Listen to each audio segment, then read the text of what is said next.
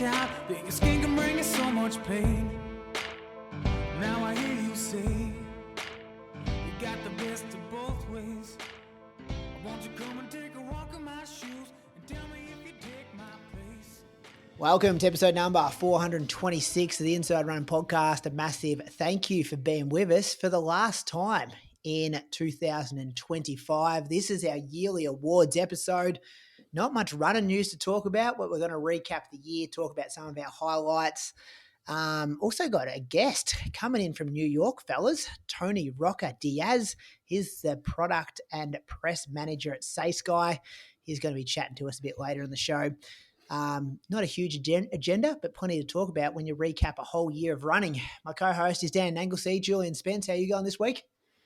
I'm still here, mate. Still here. Still got 3 living kids, so that's good. And my wife and I haven't separated yet. That's always the goal, isn't it? You go to bed and everyone's still alive. That's the pass mark. There's been a few moments where other things might have slipped up, but it's been another long week for me. Christmas in the middle there. That also makes it a bit more difficult. Yeah. Christmas is good because the stores are shut, so that's one stress that's not happening in the background at that exact moment. But driving and routine gets thrown. Yeah. I mean, it doesn't change too much about what the boys do. They're just like feed, burp, sleep, shit. That's it. Cry a lot. Yeah, okay. Sounds like it's harder than what it sounded a couple of weeks ago. Yeah, it's just wait, like it's accumulative. Yeah. So you just add another 7 days of nights where you're not sleeping more than two hours, and it just starts to suck you. Yeah. Like and then you think, oh, how long is this going to last for? Because it's only 2 weeks. We've only had it for 2 weeks, and I'm struggling to see how this is sustainable for anybody. All right. Good luck. I don't know what to tell you. It's a different world, twins, I'm sure. Well, yeah, I'm trying. I won't be too. I mean, I'm not trying to be too negative, but the reality is it's fucking hard work. I can imagine. Yeah. I know how hard one is, so I actually can't imagine because having 2 would be 2 at the same time at the same age. But anyway, hopefully we'll give you a bit of escape from it. Hopefully you stay awake for us the next 90 minutes. You boys are going to entertain me. I mean, you've already got me away from them for 2 hours tonight. This is a win for you. It's a win for me and it's a loss for Bree. Our other co-host, though, Moose, he looks fresh. Maybe the first time I've ever heard him open a can of beer at the start of an episode as well over the last 426 weeks. Brad Croker, welcome back to the show. He was off the grid, but he wasn't too off the grid, Moose, was he? He was writing back to every message we sent, uploading Strava stuff ASAP, and now he's back for the yearly review. How are you, Croaks? Good, Brady. Good to be back, feeling refreshed, recharged, and I normally don't drink beer on when we record, but it's your birthday, so I thought for your birthday I'd crack open a beer. I appreciate that, mate. 38 today I turned, and here we are. Would have I enjoy doing the show, but probably would have preferred going out for tea with my family, maybe having a couple of beers at a restaurant or something like that. But it's Monday night, 7 o'clock, and this is what we do every Monday night at 7 o'clock, Croaks. And it is one of the more fun episodes that we do every year. I love sort of having some heated discussions about some of the awards we like to dish out. Yeah, there's plenty to talk about. I've got pages full of notes. The previous years I've done like a bit of a 5-minute monologue at the start of the show, which I started working on today, but it just wasn't working. I recorded it, scripted it, and then I listened to it. I'm like, nah, that's shit. But I've got a page full of notes of stuff I wanted to say, which will come up in different talking points throughout the episode tonight. But Croaks, last time we heard from you, you thought you had a stress fracture. It turns out you don't, because your Strava was more like a training camp than a family holiday over the last 10 days. Give us a bit of an update though. Yeah, a bit's been happening. So when we spoke, I was a bit worried because I wasn't having issues while I was running, but I had some night pain. Spoke to a couple of physio mates. I took the Monday and the Tuesday off running. So this was like 2 weeks ago, and the night sort of pain or the sensation during the day had gone. And then I ran on the Wednesday, I think it was, and it was fine. I had no night pain. And then actually Jimmy Barker, he came over for like a bit of a pre-Christmas coffee, and he like sort of felt around, and he didn't think there was any issues. So I basically just continued. I did buy a bottle of just like calcium and vitamin D tablets. So I thought, well, can't hurt given there was some bone stress on that scan, and I've never taken those tablets before. But everything since then's been fine.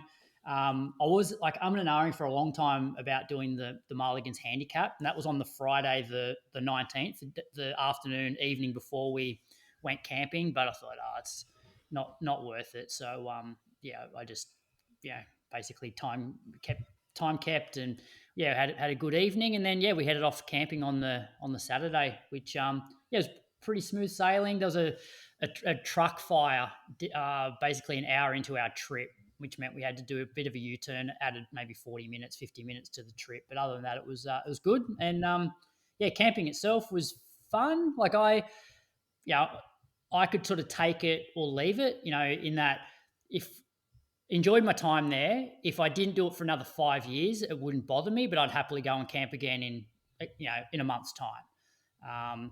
Probably, the demographic was interesting. You either got your sort of, because this was obviously before Christmas, you got your sort of old retirees that are just like traveling around. And then you've got these sort of families where the dad is like on the cans at like 10 in the morning and they're just floating down the river.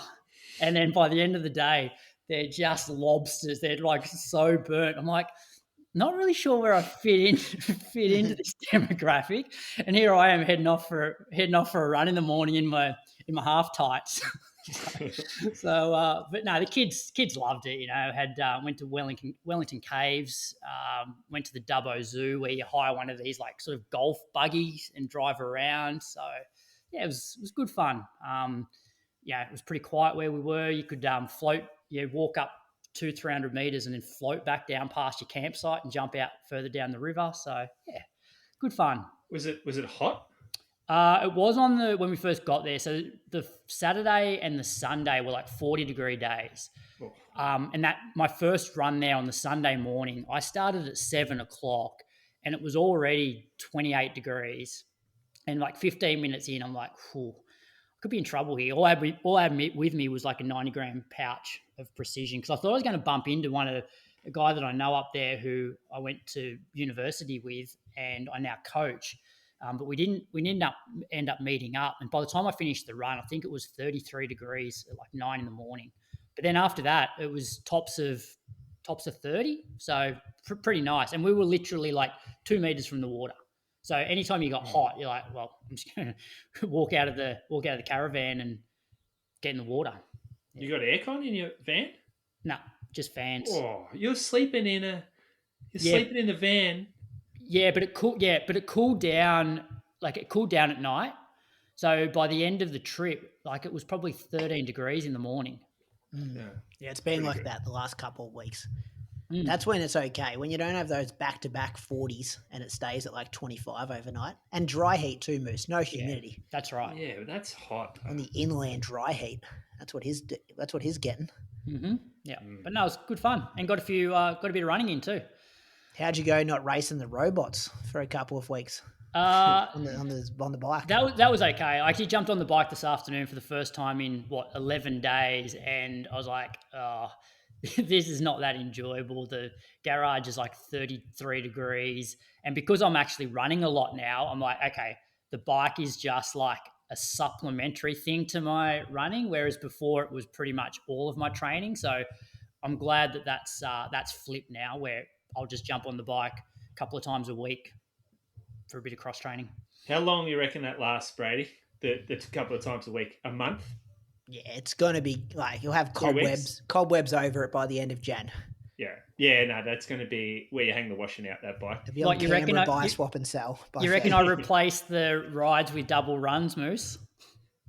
I'm not sure you'll have the motivation to ride when your running's going so well. Yeah, but the option is I either do some double runs, and then if I do double runs, I won't ride because I just won't have the time and it'll be too much. Or I do the sensible thing and run once a day, maybe one double, and the rest just ride. Well, yeah. You're talking like someone who knows what he should do. But me and you, we don't do things that we know what we should do. Very, very true. Very true. But I'm trying to be a bit more sensible. Yes. To be good. honest, this all means nothing to me unless he starts committing to races, Moose. Like my New Year's resolution is to not ask Croaks about a race after he recaps his week every week. Now I've got one lined up. You don't. I do. Friday the 6th of March.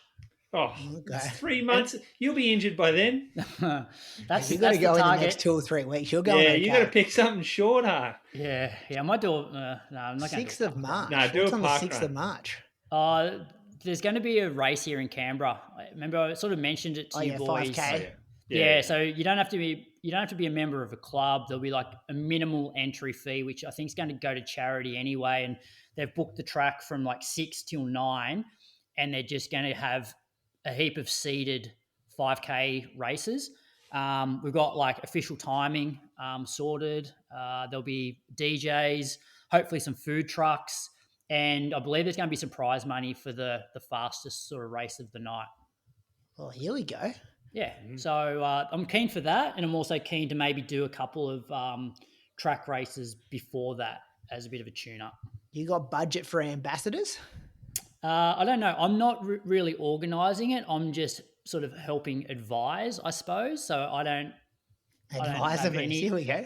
I don't have any. I don't know what the budget is, but I know it's all pretty much locked in now. Yeah, well, Zaka wants to challenge me to a race in the new year because we're both coming back from injuries. So this could be Zaka and me head to head. If the price is right for both. Yeah, if the price is right. I think it's a long weekend in Victoria that weekend. And it's a long weekend in Canberra. Friday the 6th of March. Go up, stay in the east wing of his house, Moose. Yeah, I'll get up there. I'd be up there for that. You would not be up there. Yeah, I'm sure Brady will be real stoked. Be up there for a month. Give us a week of training then, Croaks. All right, so Monday, so I'd come off that 2 hours, or almost 2 hours in the heat on the Sunday. Then that on Monday morning, went out for 55 minutes, 4:23s. The running was actually quite, like, I pretty much ran the same road the whole week, but it was a really quiet rural road. The road was really wide, and the people in the country are just so friendly. I reckon I almost got like 100% wave rate to all the cars that drove past. So most of them are sort of like living on farms and things like that. So I could run from the campsite out to the main highway was like 9K. And then you come back maybe 5K, and then you can go up another road for like 4 or 5K. So that was pretty much my long run. But all my other runs were just along the road, and the sessions were sort of slightly uphill one way, slightly downhill the other way. But yeah, 12.5K Monday. Then Tuesday, met up with Fletch, the guy I mentioned before, who, we ran together at Sydney Uni in the college system. They used to have like a sporting competition against the colleges, and we sort of did the 1,500 and 5K together. He was a couple of years older than me, physiotherapist. And then we went to Gold Coast back in 1999. I ran the 10K and he ran the marathon. And he basically, I hadn't really heard from him for 25 years, and maybe 4 months ago he reached out to me, said, I've stumbled across your podcast and I've got back into the running, and will you coach me? So I've been coaching him for about 4 months, and he lives like 3 kilometers from the campsite. So Tuesday's session was 8 by 3 minutes with 1 minute rest, and this was actually my first outdoor session since April. Every session since April's been on a treadmill. So these were, what did I run? I ran 3:22 pace, 3:21, 3:17, 3:17, 3:14, 3:17, 3:12, 3:14. So I think the odd reps were downhill and the even reps were uphill. Started to get pretty warm by the end, but I was happy with how that went. So that was Tuesday. Wednesday, midweek long run, just ran from the campsite out to the highway, which is like 9K and back. So that was just over 18K at 4:18s. Listen to you guys, but given how long your episode went last week, I still had about 40 minutes left after running for 80 minutes. Was Chris, it some long? moose got going, didn't they, on a few things, Croaks? Could you hear I was trying to pull it back at stages? No, it was good though. That's one advantage of having a week off is it's something you sort of then look forward to listening to. So now you guys did a good job. Christmas morning, kids got up fairly early, opened their presents, and then Lily joined me on the bike with Fletch as well. So we did, what did I do? 10.5K at 4:30s. That was really enjoyable. Nice having Lily on the bike with us. Then Friday was the second session of the week. This one was a bit easier for me. Like the 3-minute reps, by the end of it, I was definitely working pretty hard. Like my heart rate got over 170 towards the end, which I know when I'm working pretty hard when I hit 170. The Friday session was 3 sets of 6 minutes steady, 2 minutes solid, 90-second jog.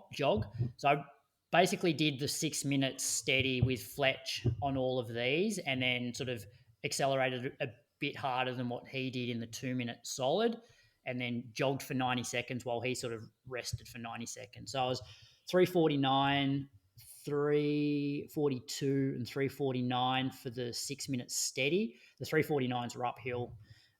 Then for the 2-minute solid, it was 3:31, 3:20, and 3:13, and the jogs were about 4:30 kilometre pace. That was 3:45s for 7.2k, and I think my heart rate was maybe like 140, like average 148 or something for the whole session. So not working super hard on that one.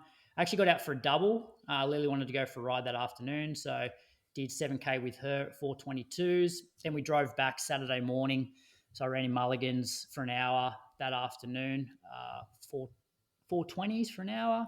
And then, long run yesterday. I did 2 hours. And do you guys get migraines? Nah. No. Oh, so I reckon I get 5 a year. And it always starts with my vision going sort of real like blurry. So I was about 10 minutes into the long run and my vision started to go. And so normally when that happens, I'll take a couple of Panadol and it sort of makes the migraine a bit less intense.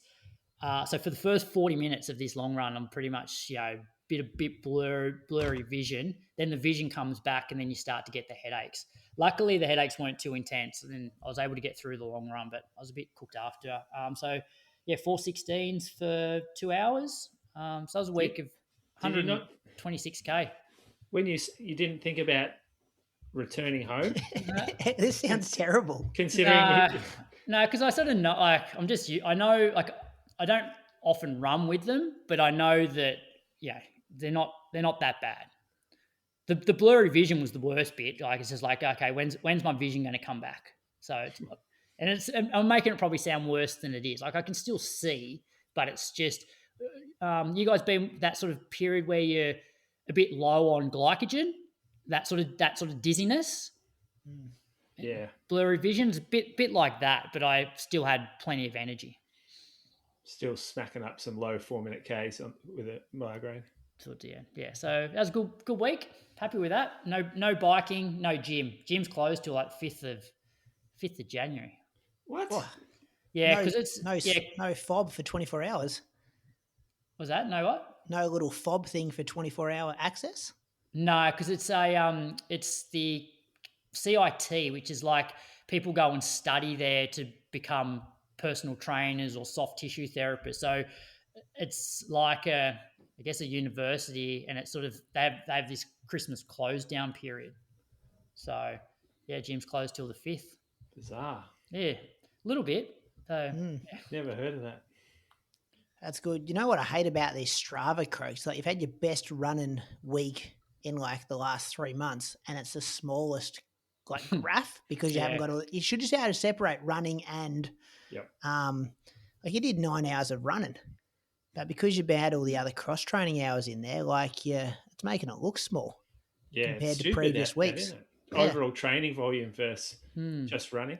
That's why I have to go into that training log and then break it down in terms of, so I can see what I've done. You know, I don't think elliptical shows like that. I reckon it's just bike. That's it. It would show if you had distance. Yeah. Yeah, because yeah, it just got time. So yeah, mine only shows running stuff at the moment.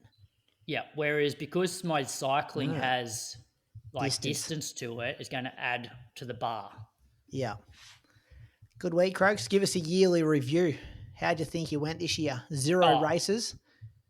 Yeah, so I had a look today. It's my lowest volume in 11 years.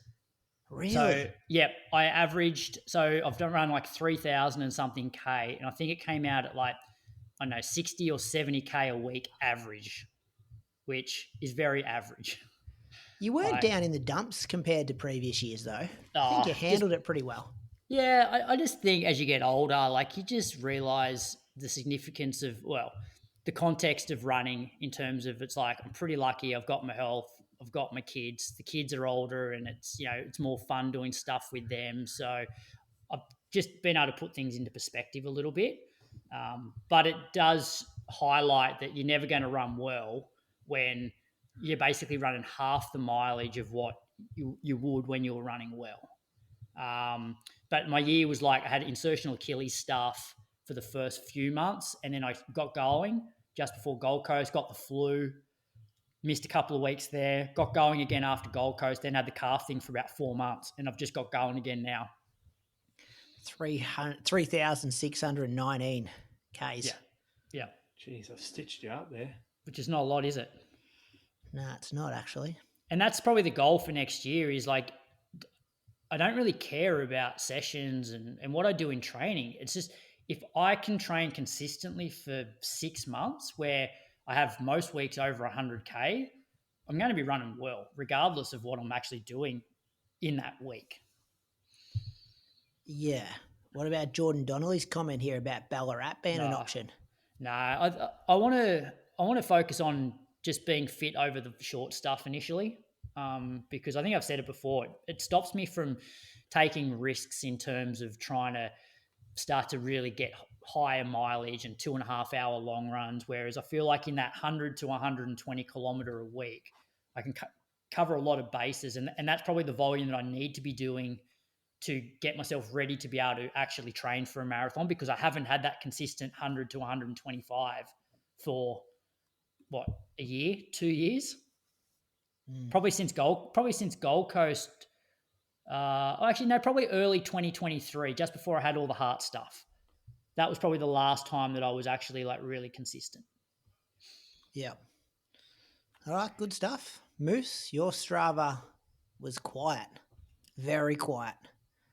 Oh yeah, I got a bit of an injury, I guess you would call it, because I got knee pain on Sunday after the run.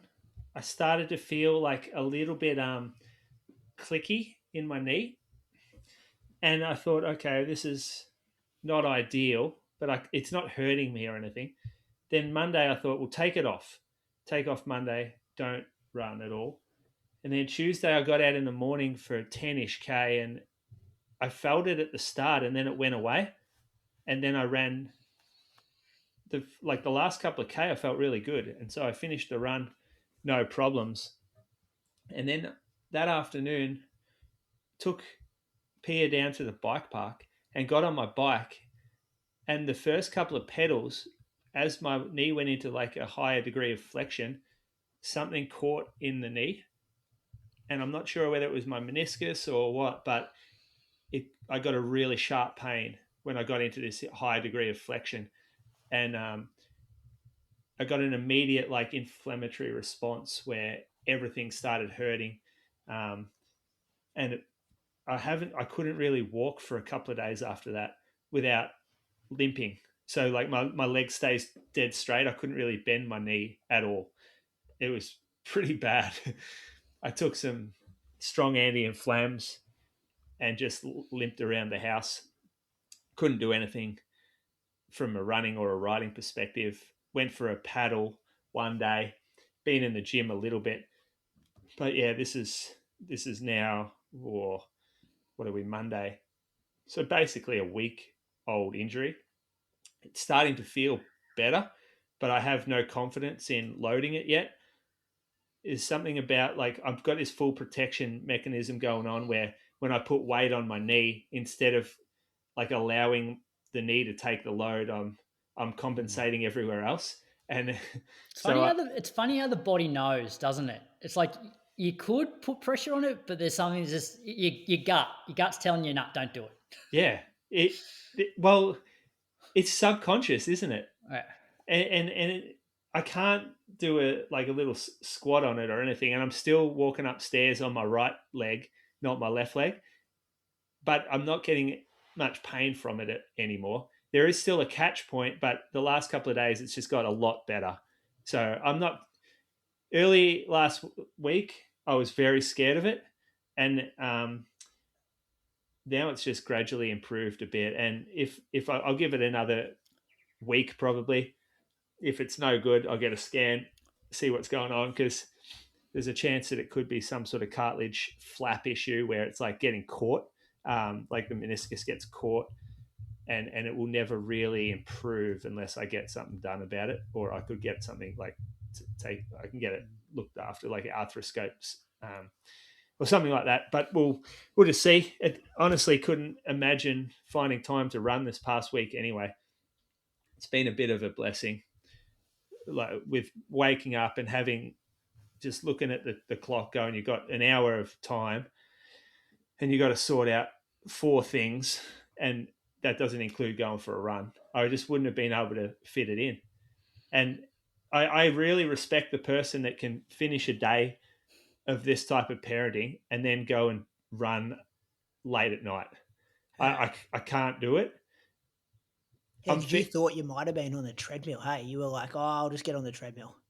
Yeah, but the fatigue is so high that you get to that point and you think, if I don't go to sleep right now, this is going to be way more detrimental and I'm not going to be able to cope tomorrow. Because even like our last feed in the morning, we finish it at 6 a.m. and that would be the perfect time to get up and go do something. But I'm literally can't keep my eyes open during the feed. And so I sleep for another hour and 10 minutes till wake up. And by that stage, I've lost the chance to go and exercise because I'm looking after Pia while Bree looks after the boys. Well, the problem is you don't have any time where you feel fresh because you're not sleeping. There's no freshness at the start of the day or at the end of the day. No, yeah, there are some points during the day where you get a little rush of energy, and I'll go down to the gym and I'll do some chin ups, or I'll not too much more than that, to be honest. Do some chin ups, and that's it. That's my exercise. Poor bloody dog's getting a bit of a rough trot here because he's missing out on his normal walks. So I am not stressed about it. It's a bit frustrating because I was getting the training in and I was starting to look at some races and I was feeling good. But I would have been even more frustrated if I got to this week and couldn't train knowing that I was fit. That would have been hard for me to deal with mentally. So at least I have a reason now not to run. Yeah, it's probably a blessing in disguise. I think it might be. Like if this didn't get you, something else would have. Or you would have ended up cooking yourself trying to fit too much running in anyway. Or I would have started resenting the home. I would have resented the actual parenting duties that are my responsibility right now. And for the next 6 to 12 weeks, it is full trenches. If you get a chance to get out, go for it. But there's priorities that are way more important than running right now. And this is something that I've struggled with when I was like late 20s, 30s, seeing mates have kids. And I would be watching them going, oh, what about your ambition? What about your goals? Like you're just giving up on that stuff now. And now I look back, I'm like, it's a fundamental responsibility as a human to raise a young person. And this is now your job. And if you're going to be tired, that's fine. If you're going to miss having fun, whatever, it doesn't really matter because you're in this cycle of life. And I would be kicked out of this house immediately if I was trying to run during some of this time. That's pretty well put. I don't know if I'd ever expect to hear those words out of his mouth, Croaks.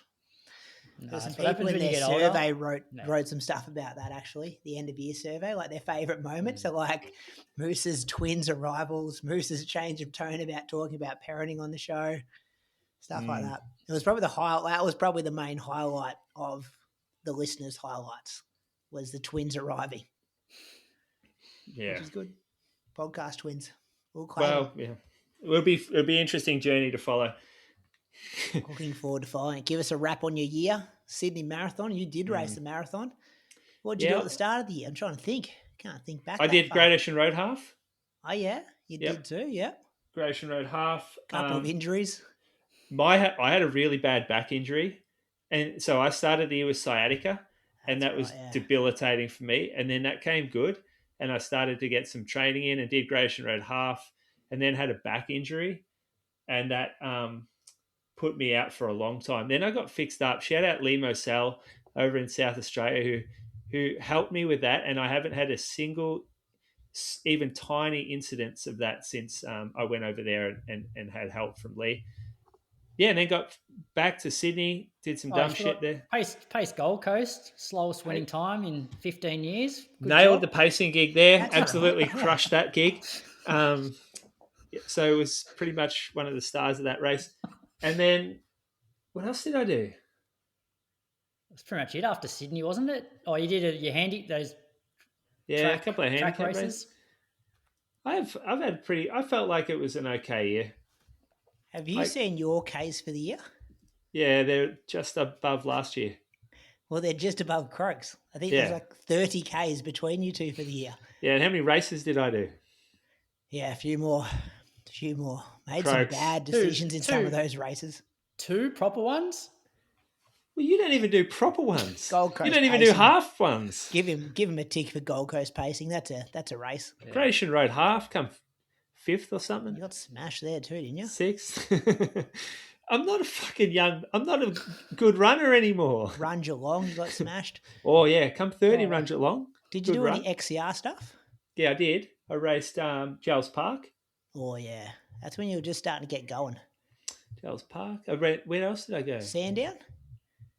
Nah. You do Sandown? No. I think it was just Giles. Oh, that's an expensive registration. Yeah, I know. For one race. $500 or something to pay your yearly rego. And I was going to do this track race, but I can't even get in the track race at the moment. Yeah. No, I'm all right with that. That's not bad. Do you know what? I come away from that year going, there's still a chance. There's a sign of life in there. There was some workouts I did and some long runs I had where there was just a little bit of fight left in this dog. And it's nice to know it's there. Yeah, you got going. Some of those long runs at the end of the year. Yeah. Like 2 weeks ago, I'm talking. 2 weeks ago. That was a fun run. And it wasn't that long ago. You were rolling like low 4-minute gap for 30 Ks. Yeah, but even just getting to a point where I went out for an hour run and my heart rate was under control and I enjoyed it. That's the sign for me where you can, and that's where I got to. And I mean, I've only been out for a week. Like maybe this knee comes good in 3 days and I'm fucking back at it if I can find the time. But that's where I'm at the moment, Moose. You go out for a run and you're like, my breathing's under control, my heart rate's low. But the problem is, like, and this is probably the difference between you and me, is you get to that point and you're like, where's a race in 2 weeks' time? When it's like, really at that point, this is where you want to then have another 8 weeks. Then you're ready to race. But I love racing though. Uncle Croaks is back here, Moose. I love racing though. Yeah, but I just know that I'm not strong enough yet. Yeah, the runs are coming easy, but it's like I'm not race ready yet. But the racing's where you learn a bit of stuff about life, Croaks. You get to experience some stuff. Look at Moose's Sydney Marathon. Absolutely shit-house pacing job. But he ran in the first Sydney Marathon major. That's right. And he got cheered on by thousands of people. Top 1% finishes. Yeah. Did pretty good. Power walked the last 10K, but you know, he can tell stories about that day for the rest of his life, Croaks. Yeah, I don't know. If he had your mentality, he wouldn't be on that start line. But I don't know whether it's a run he's going to look back on and be like super proud of that run. He will. 2:34 maybe? 2:35? It's pretty good, I reckon. No one cares about the times anymore, Moose. Boston qualifier? BQ for you, yeah. Boston I qualifier. know. Shit. Didn't think about that. Probably New York qualifier too. Oh, here we go. Got the medal. The Twins will get that medal Yeah. out in 15 years when they're sifting through your shed. And I say, Dad, what's the story about this one? Sydney Marathon, yeah. Yeah. Top 1% of finishes. Top 1%. Good. I'll whip Sounds through about my you. week. Yeah, I'll every day again, fellas. So this is our second week of 7 days a week, 45 minutes Monday with 5 by 15 second strides. Tuesday did a workout, 3 by 7 minutes with 1 minute recovery between. And we're just starting to see some lower numbers. 324 for the first one, 328 for the second one, 331 for the third one. Same thing, just looking at heart rate. And then I check it at the end, which is a nice way to train. Wednesday, 30 minutes, I had a flyby, I run straight past this guy, Travis Fimmel. You know Travis Fimmel, Croaks? Yeah. Like the Hollywood superstar. Lives in my town. Who? Travis Fimmel. Let me Google it. Type into Google. You know him from Vikings. Vikings. Oh, that guy, yeah. Ragnar. Yep. Ragnar.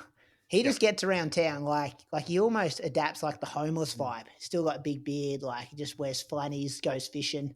You walk straight past him and you wouldn't know he's a Hollywood. He'd probably one of the biggest actors in Australia, wouldn't he? He's also in.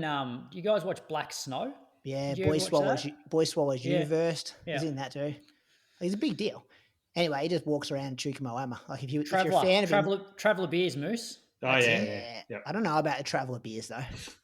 Don't know. They sold them at the rodeo I went to. Yeah, they're big on rodeos. He's always got on Instagram how he's going to rodeos and stuff. Anyway, just hooking around. Finished that run, then did 60 minutes on the elliptical. I watched 21 Jump Street. Remember that movie? That's a good movie. Good movie. Good flick for the treadmill, for the elliptical, sorry. Thursday, 45 minutes easy. I reckon that was Christmas morning, 4:52 pace. Friday, 50 minutes, and then 60 minutes on the elliptical. Saturday, 40 minutes into 50 minutes at the elliptical. So I just run from the gym. So I finish my run and just walk straight into the gym, jump on the elliptical. And then Sunday, best run I've had in 3 months, 70 minutes, 4:19 average pace, heart rate like 146. So not crazy high. Ryan Hon was in town. His dad's a bit of a legend around these parts, boys. They've actually named the local cricket nets after him. Who?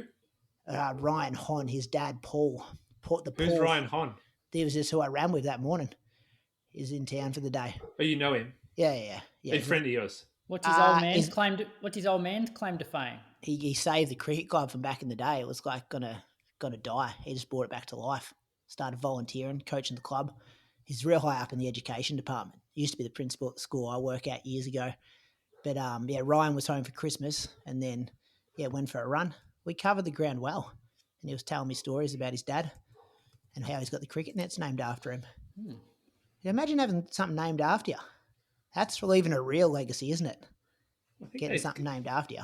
I got the oval up at Anglesey. No, Unofficial. it's not. No, it's not.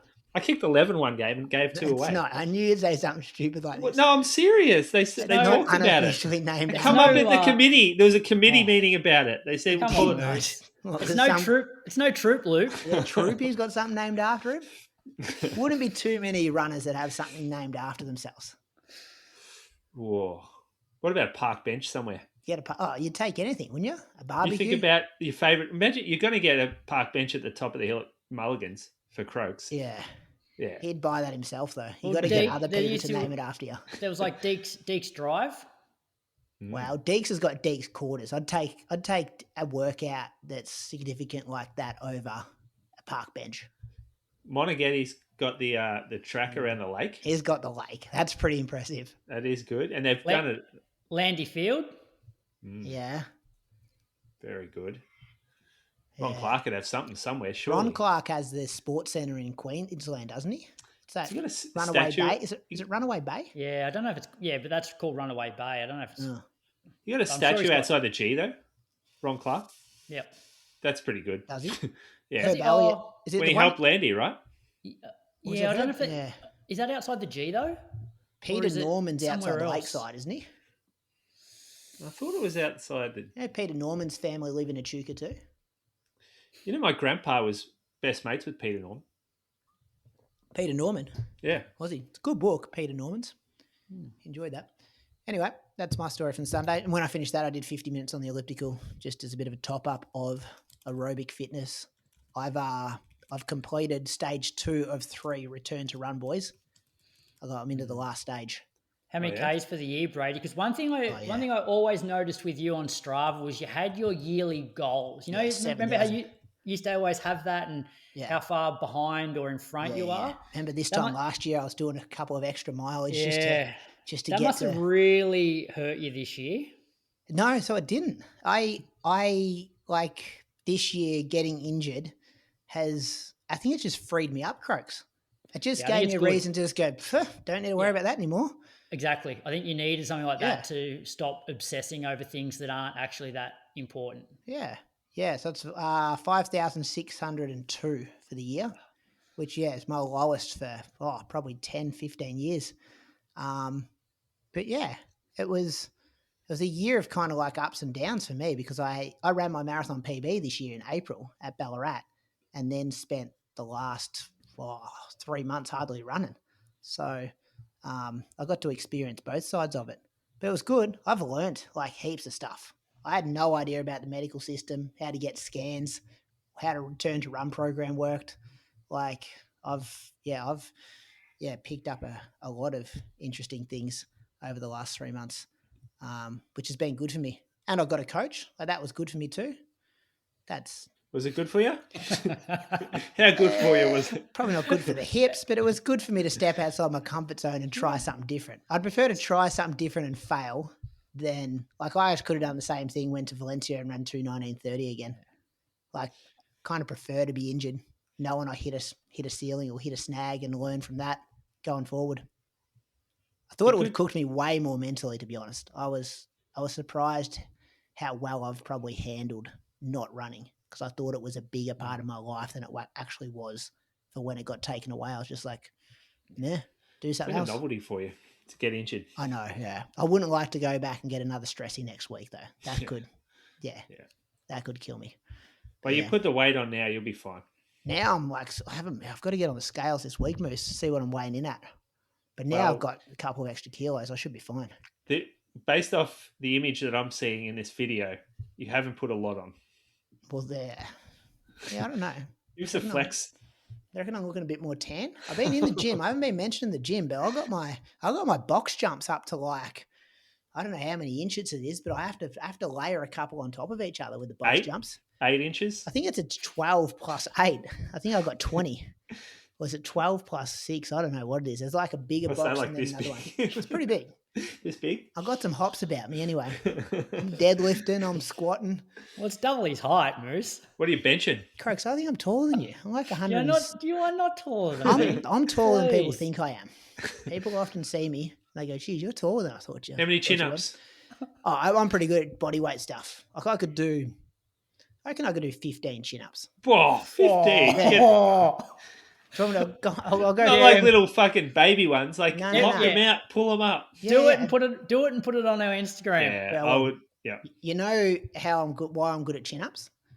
Because when you do yard duty, fellas, when you do yard duty and you're out there on the playground, you just get the kids on the monkey bars and I'd at least get 10. All right, we'll put it on Instagram. I hate doing stuff on Instagram. But we need to see all of you. Okay, we can't have Carly holding your legs. I'll just get Carly to witness it, and she can just say if I did it or not. I don't know. I hate doing Instagram stuff. You boys know I hate doing Instagram. Send it to the group. I'll send it to just you two boys, and you can get on air next week going, yeah, you know what, 60,000 listeners, he did it. There's rules about him though. You can't be doing these half-ass like CrossFit ones. What do you mean? Like I'd chin and then you turn your hand around like that. Yep. Monkey grip. Yep. Yeah, I don't know about that, but we'll see. Maybe I've been doing them wrong all these years. But anyway, I feel stronger. I can build from this. I've got 4 weeks to go, and then we get going again. We complete the return to run, stage 3. That's a plan. Yeah. Let's thank some Patreon supporters, boys. Who you got, Moose? You me go first, yeah. Jeez, me. Come at me. Sorry, I usually thank Saith Croaks first, but I just saw you looking at me. I'm good. I got Callum Borthwick from Glasgow. And his primary club is the Bella Houston Roadrunners.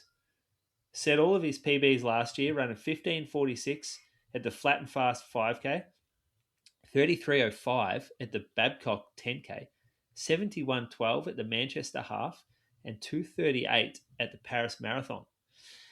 Oh, I think that could be a blow up there at Paris.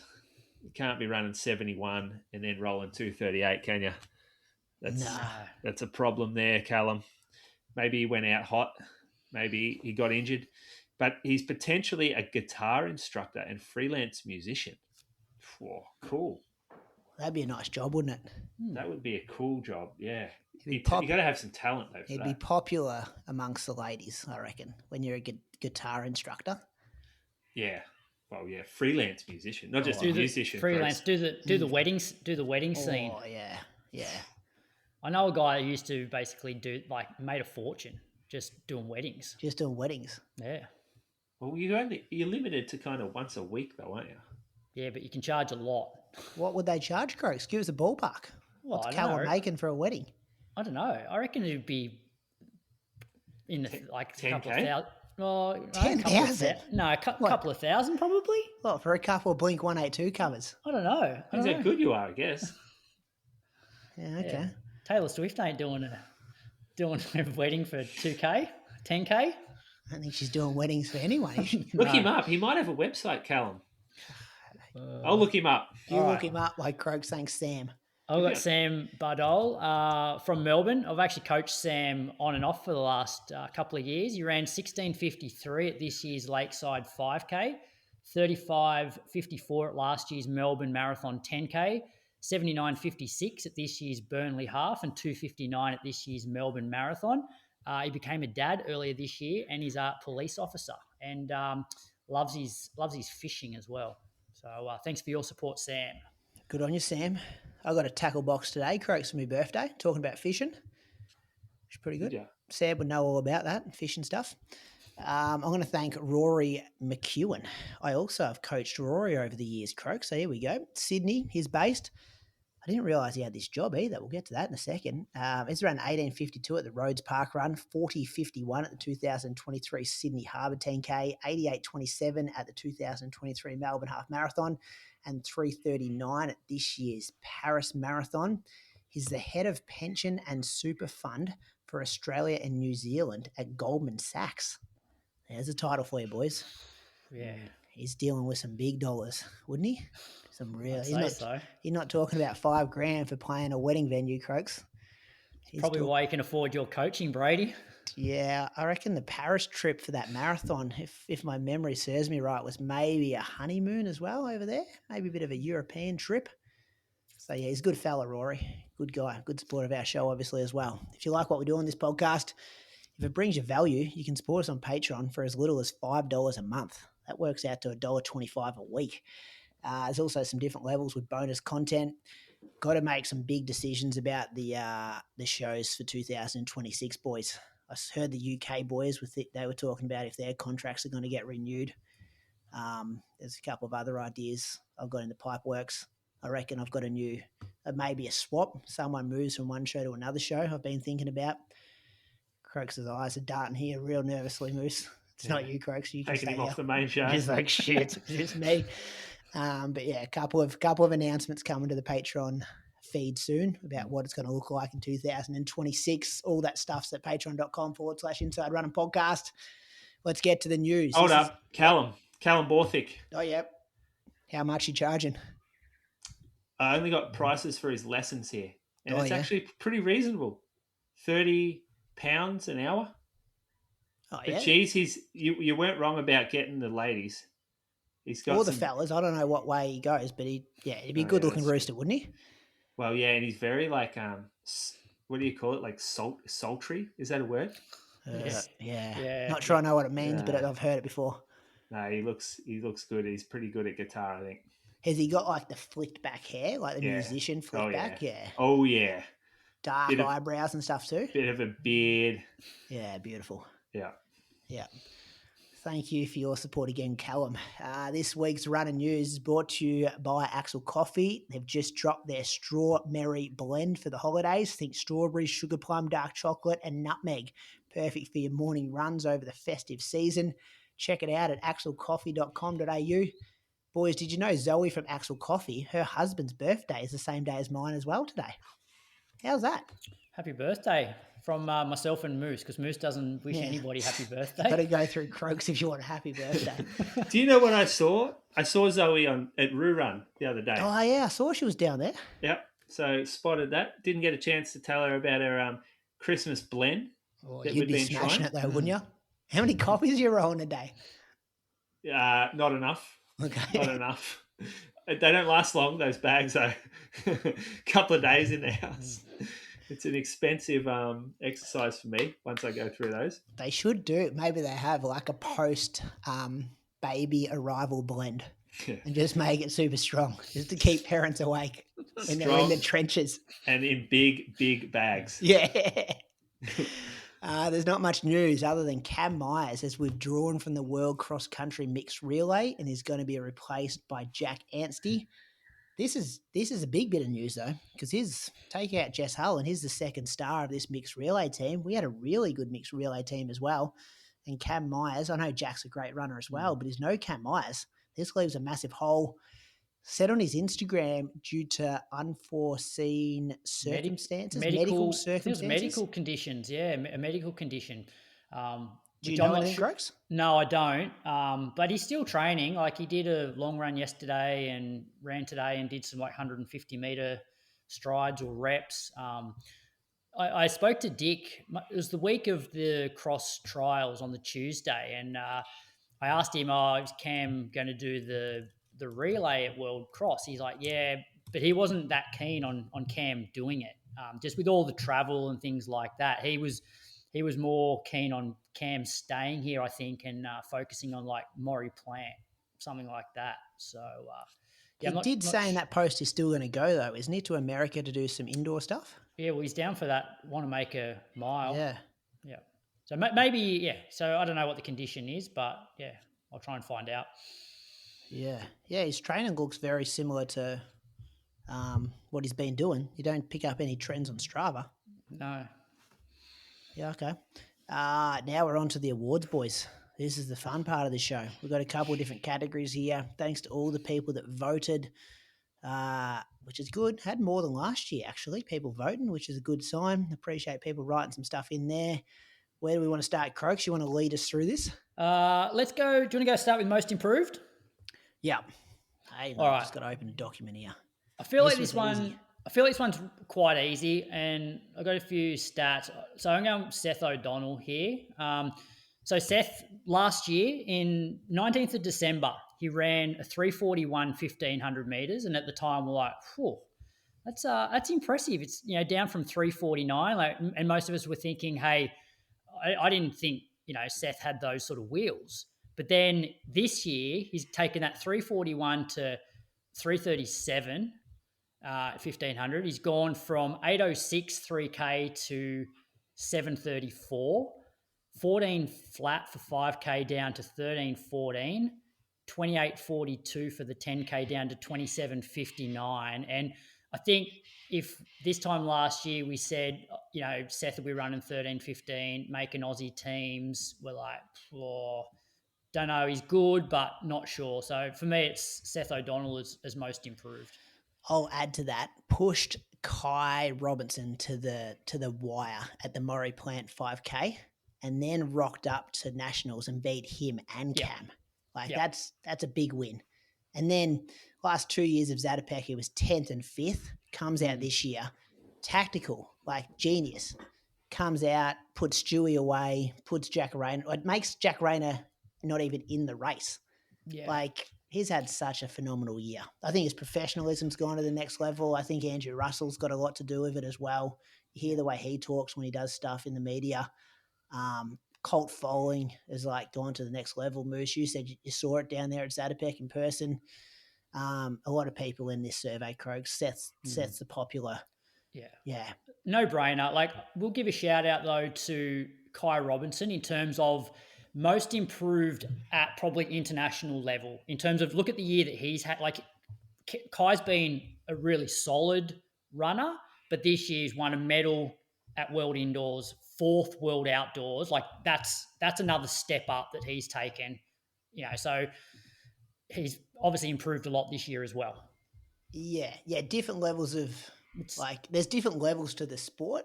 Yeah. And then, like Seth's gone from an XCR runner down here with me and Moose and like a Vic Milers club to you know, but he's not coming. Yeah, That's Kai's it. different, finishing fourth and winning a medal. Like I know World Indoors is different, but he comes away from the year with a medal and a fourth finish. You look This at the time list of last people year- that Kai beat in that race too. Yeah. I think this time last year, if you ask people about Seth, it's like, oh yeah, he's good at national cross on a muddy course. He won a couple of national crosses in tough conditions. Yeah. That's completely different to what he's done this year. Yeah. Who you got? Well, I had Seth O'Donnell, and I had it. It was the only one that I'd written shit out for. I think. So, Croaks, thanks for that, mate. You're Absolutely welcome. stitched me up right there. I will tell you what some of the other, like Seth was the big trend here, but I'll just go through some of the other names that, like Jude Thomas, Kai Robinson, Bronte Oates, Chess Stenson, I guess, when you're talking about how much her marathon time improved. Morty Skyring, Cam Myers, Croaks, your boy. But yeah, it's a lot of Seth. Sam Clifford, Jimmy Whelan. I guess you could argue a case that he wasn't even in the sport and now he's a 61-minute guy, so that's pretty good improvement. Alex Stitt, haven't heard his name since 2 weeks ago, and now it's all I'm hearing. So yeah, the listeners are all over what we're saying here, Croaks. Well, Moose, how about you do shoe of the year then? You don't even need to write stuff down for that one. They did a whole episode on this, Croaks. I don't know how he gives us one. It's a tough thing to give one shoe, and we go through this. We debated on the podcast about how giving a shoe of the year, it's only there has to be context to it. So I will do it, but I'm going to caveat by saying this is based on my opinion of the shoe and how it works for me as a runner and how I feel it applies to the general population as well. So like Tom DeCano likes some niche shit. So he's going to say his shoe of the year, it could be something that's like really random that not many people can wear. Knit is sort of similar. So I'm going to come at it from the perspective of this is a great shoe for the industry, and I actually like it myself. So my shoe of the year is the Nike Vomero Plus. Now the Vomero line has come of age. Nike have the three pillars in each of their lines: Structure, Pegasus, Vomero, and the Vomero is the cushioned line. Now, the Vomero 18 came out early in the year, and that was probably my second place for shoe of the year because that shoe was an old school trainer that has a newer school type feel to it, and it fits so many people, and it can handle so many different paces and body types and gait profiles. It can handle running in the bush on concrete. You can get going a bit in it. You can walk in it. It went in our store from being in the 20th place in terms of the shoes we sell to the biggest selling shoe in our store. I've also got that in second spot, that shoe. That's a great shoe. Yeah. That's my Vomero 18s in spot 2. Yeah. And so, the Vomero Plus sits above it in that tiered section of like Nike's tiers, and it adds some height to the shoe, and it replaces some of the lesser quality foam in the Vomero 18 with all Zoom X. It gets a waffled outer sole, which is great in the Vomero 18 as well. It's a bit stiffer, so the shoe becomes a little bit more maximal, but it doesn't feel maximal underfoot. It feels still quite stable, and it feels like you're in control when you hit the ground. It's not heavy, but it's not one of these super lightweight shoes either. I think you can get a real lot amount of Ks in it. Like I've put 600K in a pair of mine and they still feel fine to run in. That's very rare for me. Normally I'm 400K shoe in the bin. Where's the next one? Probably the best thing that Nike's done with these Vomero series is get their fit right and not make them really narrow through the midfoot and pointy, tapering off too quick. And the Vomero Plus, I can put that shoe on, not have to like lace lock it. I don't get any irritation of my toes. I can wear it for 3 hours if I want. I can wear it for 20 minutes. Yeah, I can take it in the bush. It's not ideal for the bush, but I can take it in there. And it's reasonably priced at $260. So that's my shoe of the year. Other honorable mention is the Asics Mega Blast, which would easily be the shoe of the year if it didn't irritate my big toe by being slightly too shallow and tapered up there. That will be a lot of people's shoe of the year, the Mega Blast. But That's my shoe of the year, the Mega Blast. From okay, Asics. yeah. Yeah. You don't get any toe irritation. I don't get any issues with it. It feels amazing when you put it on. The foam, the fit. I'm a cosmetic guy, and I've got a white on white pair, so it looks good. I've intentionally not been wearing that shoe because I've been like in more of a kind of boring shoes, I guess, when I've been on this return to run. I put that on Sunday. Felt 20, 30 seconds a K quicker straight away. I'm like, I am fucking covering the ground well again. Here we go. Like it brings joy to your runs, that shoe. I love that shoe. Incredible design. Like best foam, best geometry of a midsole, stable for how light it is. You can wear it I've worn it for workouts and I've worn it for long runs.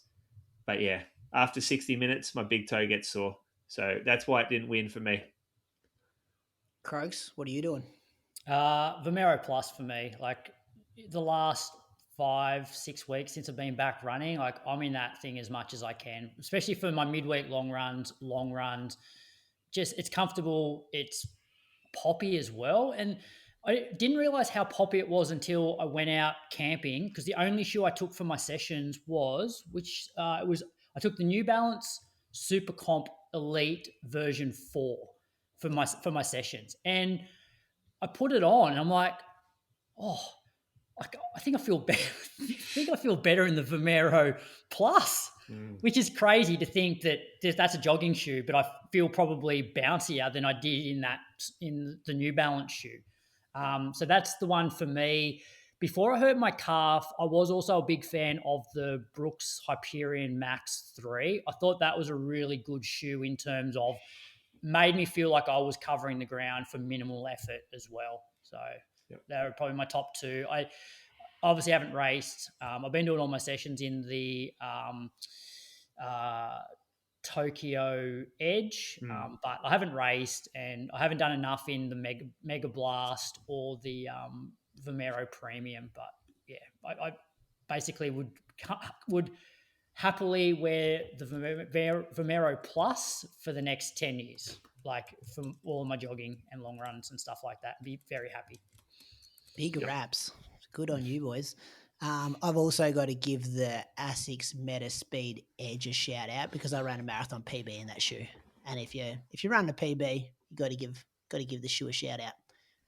And that was the Paris version at the start of the year. This was before Paris is last year.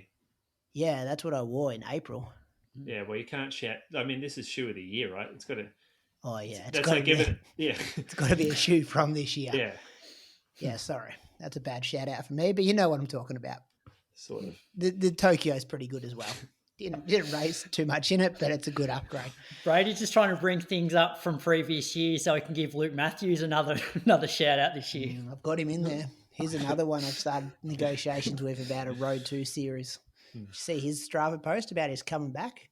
Oh yeah, seen a few of them now. Wrote a novel about his life updates, all those kind of things. All right, Brady, you can pick one now. What was that shoe of the year? Most consistent performer, boys. What do you got? Did we have this one? I don't think we had this one on the voting form. Most consistent. No, but this is an old one that we do every year. We've done it every other year. I was split between Kai Robinson and Jess Hull. Like Jess just doesn't have bad races. Like having a look here.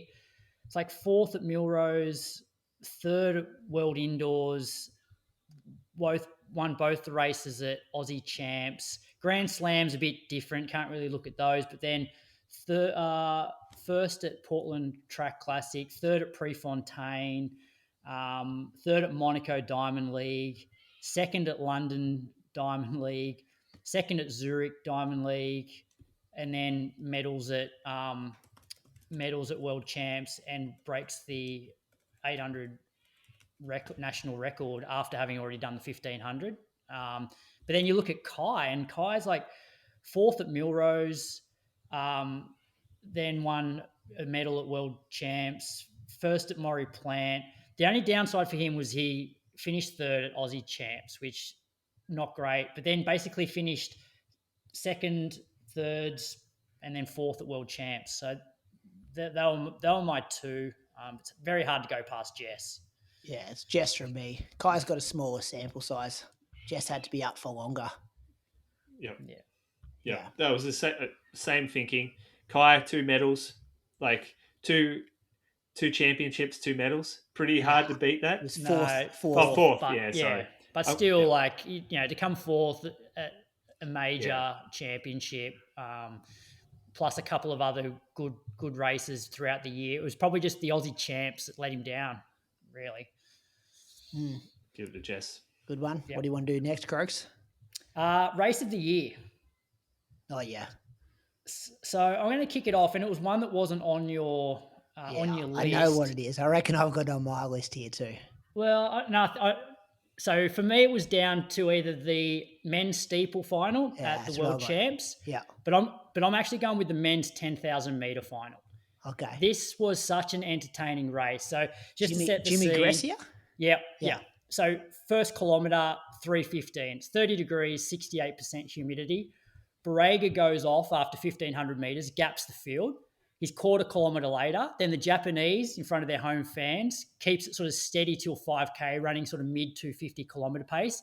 Then one of the Africans after 5K throws in this surge like 240, 245. Then at 7K, Grant Fisher's in front, slowing it down. But we still got like a pack of like 13, 14 people. Almgren then goes to the front with 6 laps to go, works it down from a 253 8th kilometre to 243 9th kilometre. With 2 laps to go, there's still 13 in the lead pack. Borrega then has a crack with 600 to go. At the bell, there's three Ethiopians across the line. And then Kajelcha with 200 to go makes his run for home. Now, you got to remember, Kajelcha has never won a global gold medal. And he actually gapped them enough that you're like, maybe this is the time. They come around the final bend, and there's him, Almgren, Borrega, the 2 Americans, Nico Young and Grant Fisher. With 80 to go, the Americans start to fade a little bit, and then Gressier just sort of weaves his way through and catches Kajelcha pretty much on the line. There was like 0.05 of a second between them and only 0.23 seconds splitting the top 3. I thought that was just a really entertaining race and sort of goes against the script of 10,000 meter global races where the Africans are normally so dominant. Like, to have Gressier win, Almgren from Sweden third, it was a really, really entertaining race. So I'm going with that one. Good recap of the race too, Moose. Do you see his eyes light up when we said race of the year? He's like, oh yeah, let me at him. You can tell it's Hollywood he's been time. Camping, can't you? He's fresh. Me and you been in the trenches of family life. Hey, you agree? That was a good race, wasn't it? It was a good race, yeah. Yep. Well, I didn't remember any of it until that. But great race, yeah. What do you got, Moose? Well, I'm going to go to the World Champs again, and it was for me 2. So the steeple final, we were sitting next to a bunch of New Zealand guys from ASICS, and watching Beamish come home was just absolutely insane. So that was pretty cool to watch. Like, I've been a fan of his for a while. I feel like he's kind of part of the Aussie team almost, maybe because he's mates with Morgan and Ollie and they train together a lot. And that OAC team, I kind of fans of them anyway. And the way that he finished, after knowing what he, like, watching him through college, you develop a little bit of, like, the story a bit more.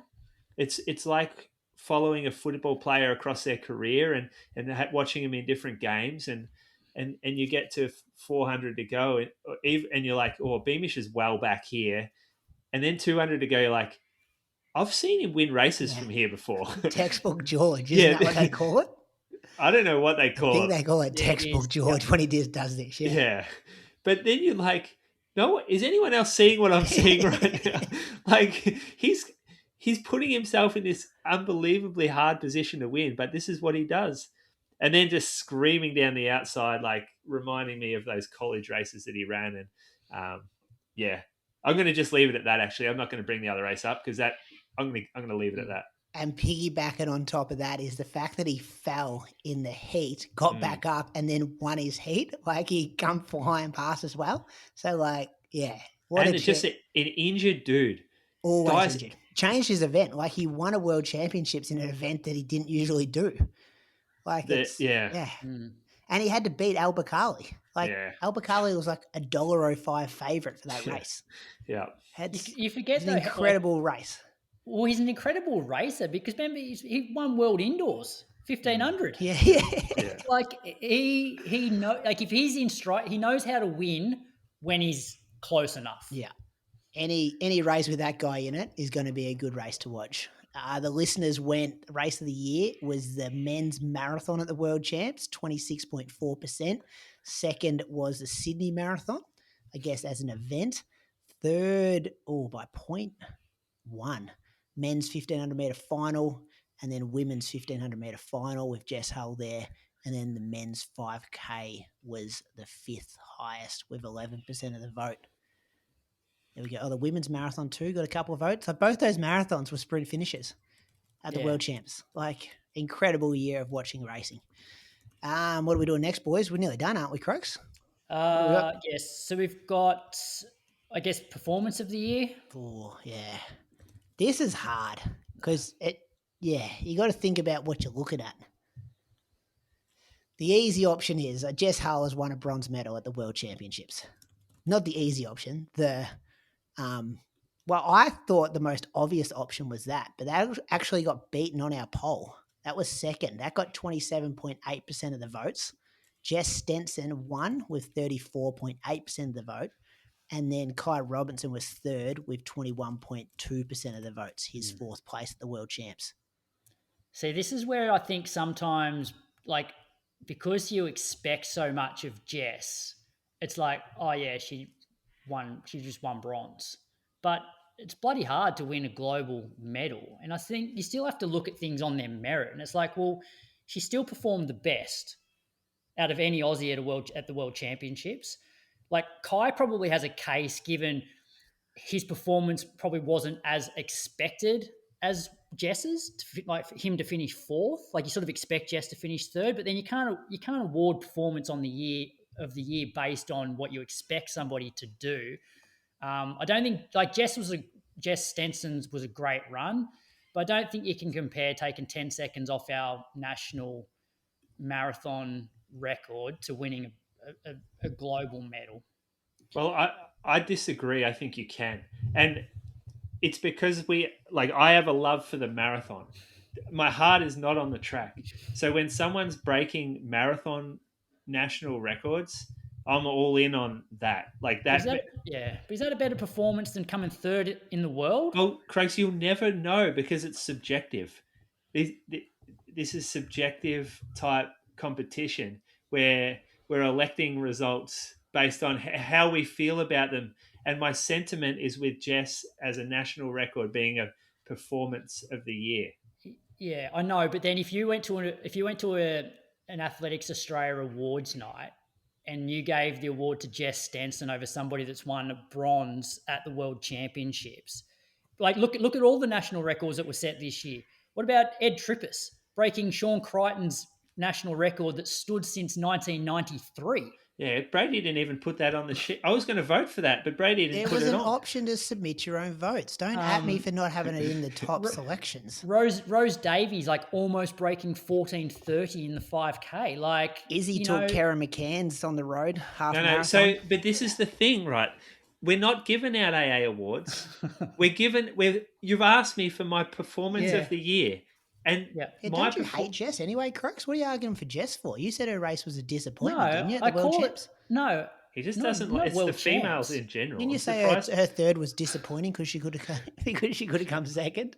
Call it as I see it, and I still say that Jess's bronze medal at the World Championships was the performance of the year. That's fine. Well, although I'll a agree to this. disappointment, performance of the year.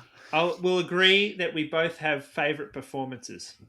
But Jess Hull ends the year ranked second in the 1500 metres, Moose. Second ranked for that event for the year. Oh, is that what the question is? No, I'm just giving you some stats here. Do you know where Jess Stenson had a phenomenal year with marathoning? So top 10. She goes, I think she was 10th at Tokyo, 8th at Sydney, and 5th at Valencia. 5th at Valencia. That's incredible. When your job is to be a marathoner, Jess Stenson did her job phenomenally well. And guess what number that ranks her on the world rankings for the year?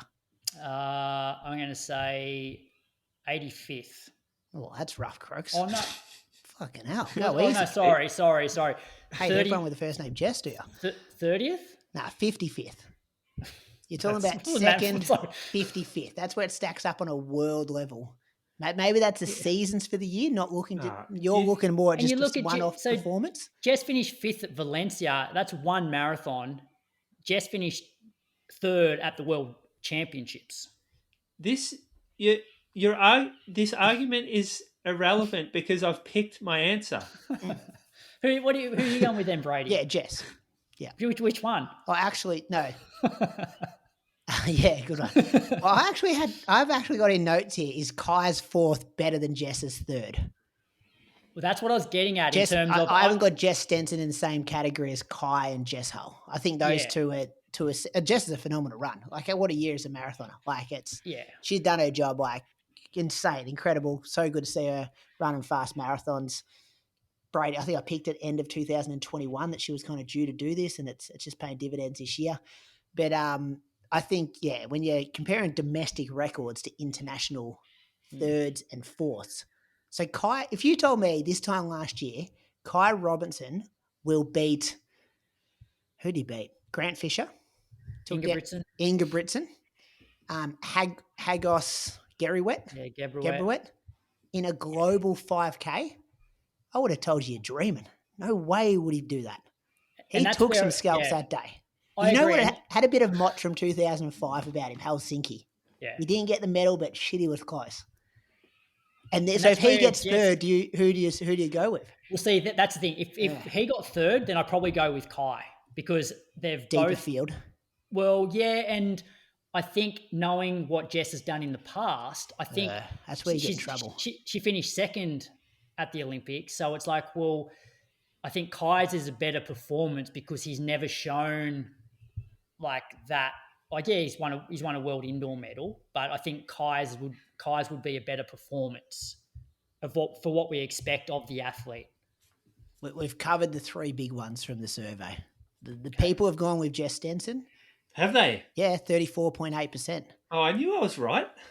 7% more votes than Jess Hull. Yeah. And Jess was 6% more votes than Kai Robinson. You made me feel like I was wrong for a second. Performance of the year. That's thousands of people. Not the majority. 34.8% of them are agreeing with Moose. How about that? I haven't even looked at that. I knew I was better at this than you guys. Athlete of the year. Is that the final one, Grogs? What are you looking forward to? 2026, most popular ones to watch. Yeah, got that stuff there too. Athlete of the year, Jess Hull. Jess Hull for me as well. Yeah, I'll just chip in here and say Jess Hull. But go and watch the 800-metre final again, where she runs the Australian record in dead last place and was out the back by 20 metres in the first 10 seconds and never catches anybody and breaks the Australian record. Yeah. You just look at a year, it's like two Australian championships, 2 global medals, and Aussie record at a major championship in an event that she doesn't do as often, and it was at the end of the meet. Like, it's an incredible year. The way they can peak too. Like, she's peaking 3 or 4 times a year. Always gets it right. They're on song. Biggest landslide this one was 51.4% of the votes agreed with what was said here. Jess Hull. Second was actually Seth O'Donnell. Sorry, I got that wrong. Second was Jess Stenson. Third, Seth O'Donnell. Fourth, Leanne Pompiani. for Athlete of the Year. Kai in 5th. There we go. Bit of a range there. What are you looking forward to in 2026, boys? You go, Moose. You're the expert. Well, I'm looking forward to the runners that have been going to run clubs the last year becoming serious about their running, and the run clubs they go to becoming training groups. That's what I'm looking forward to, where the run clubs start becoming about the running. That's how the run clubs involve. how the run clubs, they've got people into running. Perfect. They've done their job. They've grabbed them. Now these runners are getting their dopamine hits. They're addicted. They're like us boys. They're runners now, and all of a sudden they're starting to go, well, how do I get better at this then? Like I want to push myself. And the run clubs that they go to start to change, and they go, let's be a space for people to become better runner.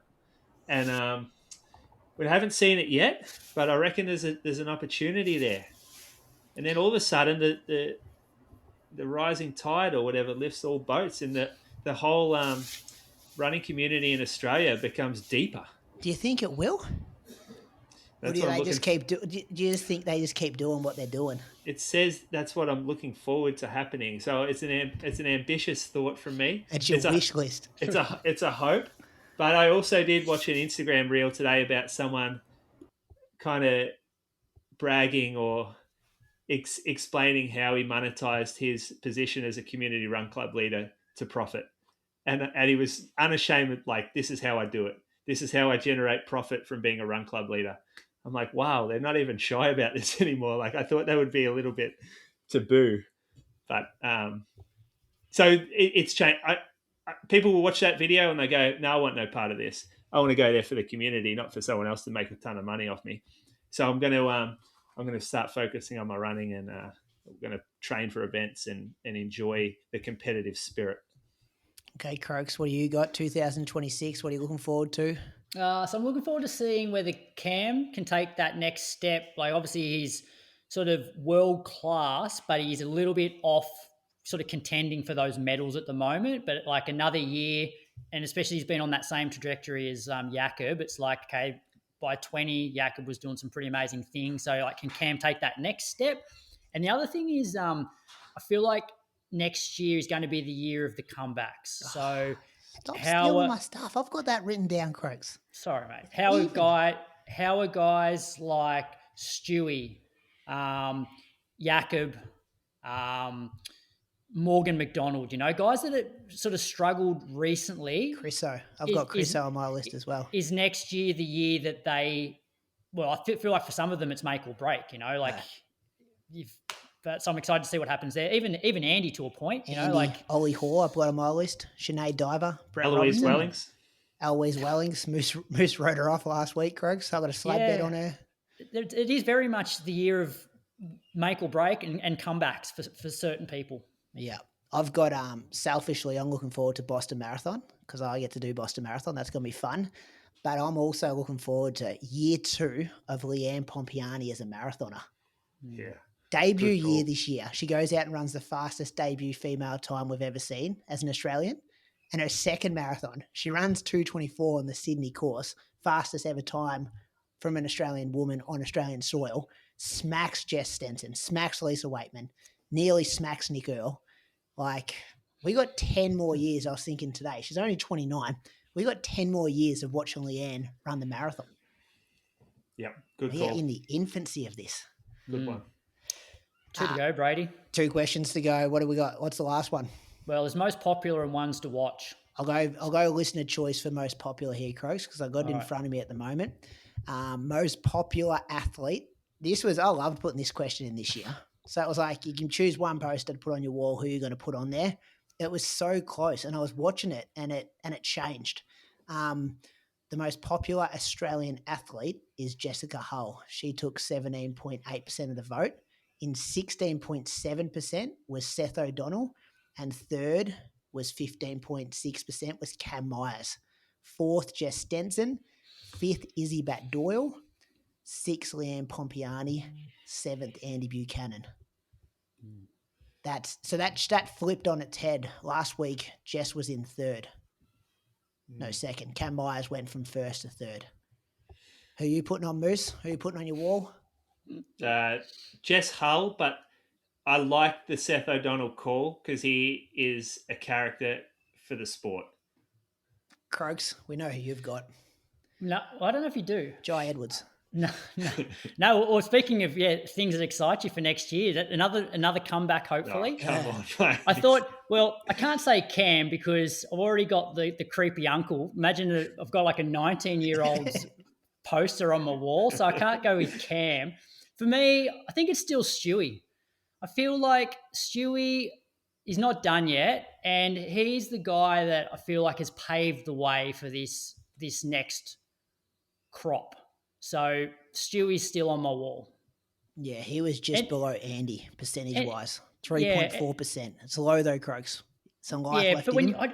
I just the fact that like at his best, he was incredible. Like he wasn't that far behind Jakub. He was making races exciting, and he's just got time for everybody as well. So he's a complete package, and I hope he does get back to running well.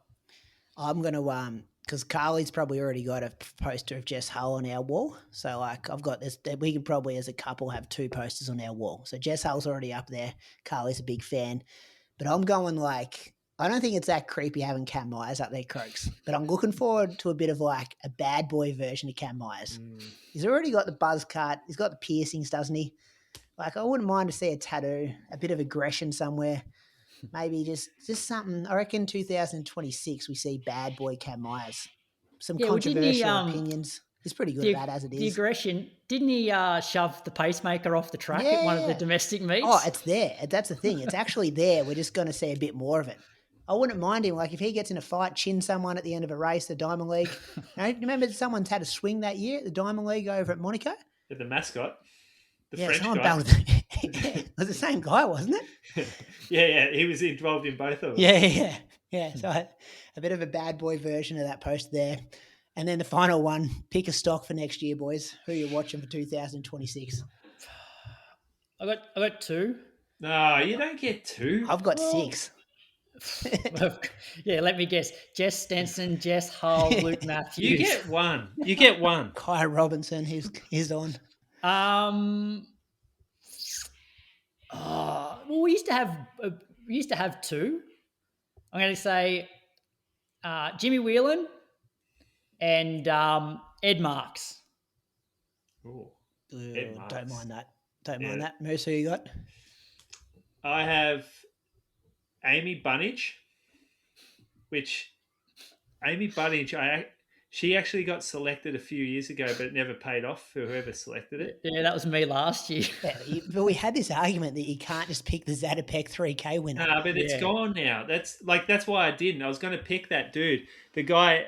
Yeah, Alexander. Yeah. Didn't she have a really bad NCAA cross country?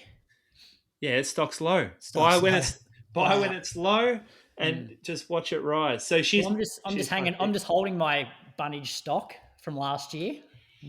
Okay. No, one more for me, Peyton Craig. Haven't seen much of Peyton Craig. He's sort of been under the radar. Drop off, yeah. Yep, and I reckon again stocks are low right now. Peyton Craig buying below. I'm going to buy some pretty high stock, but I think this person this person will become the Commonwealth Games 800 meter champion, Claudia Hollingsworth.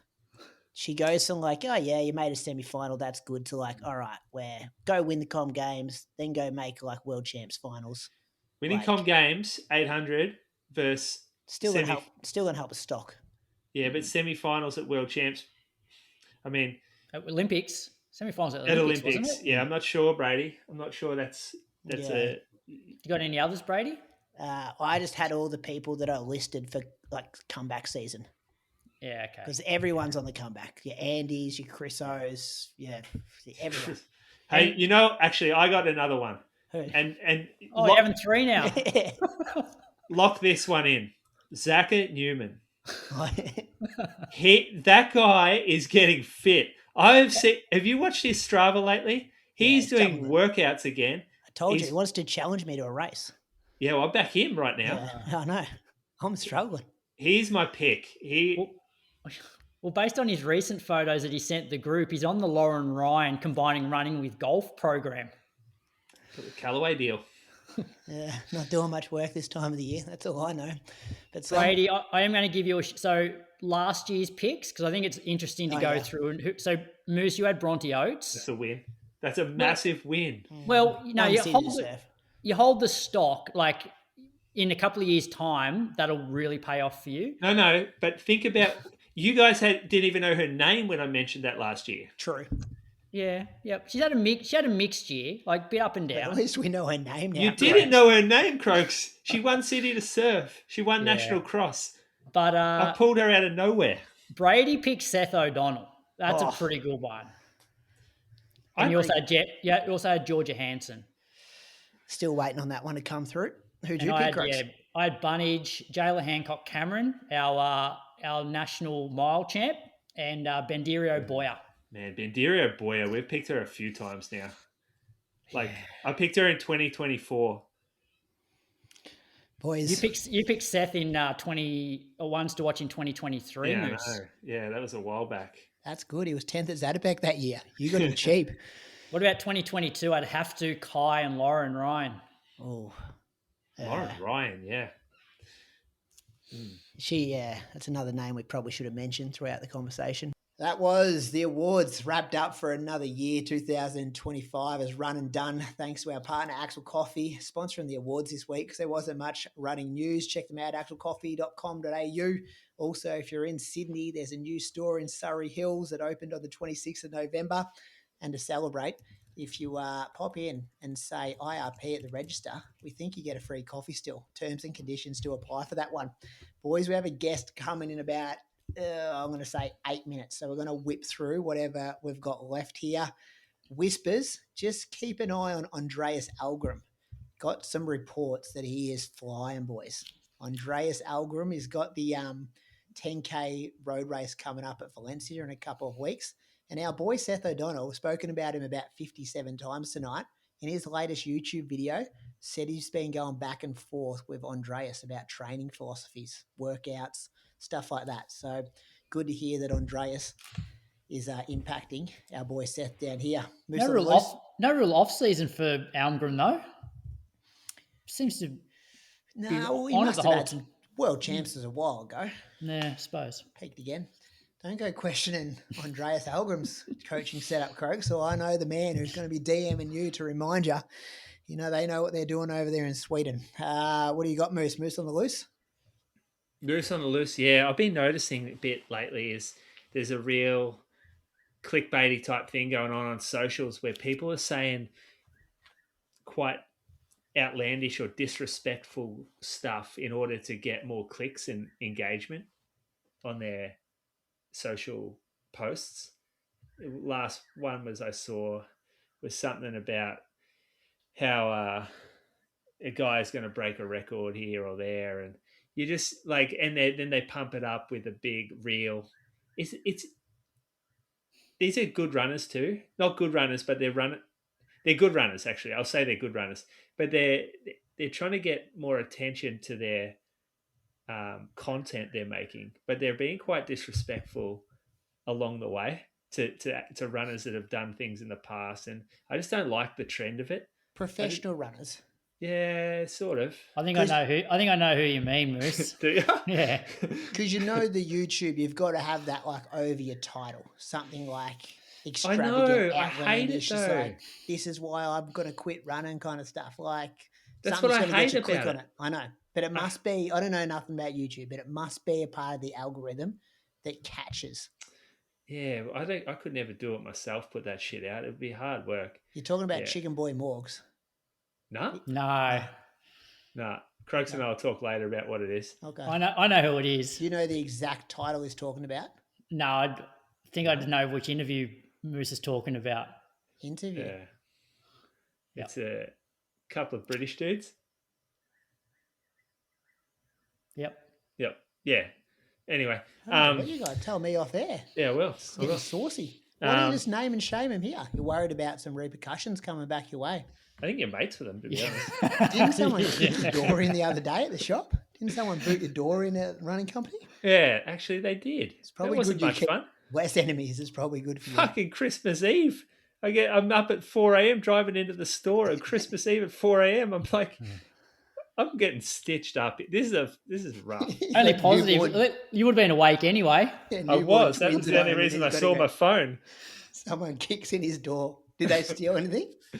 I think they stole the donation boxes that we have there.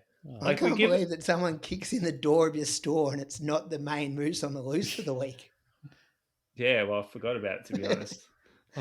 Thanks for bringing it up again, Brady. Good on you. Yeah, that was $1,000 for a new door. Brilliant. Shout out Ryan Shando, who saw that. He's a listener. Yeah. Saw that.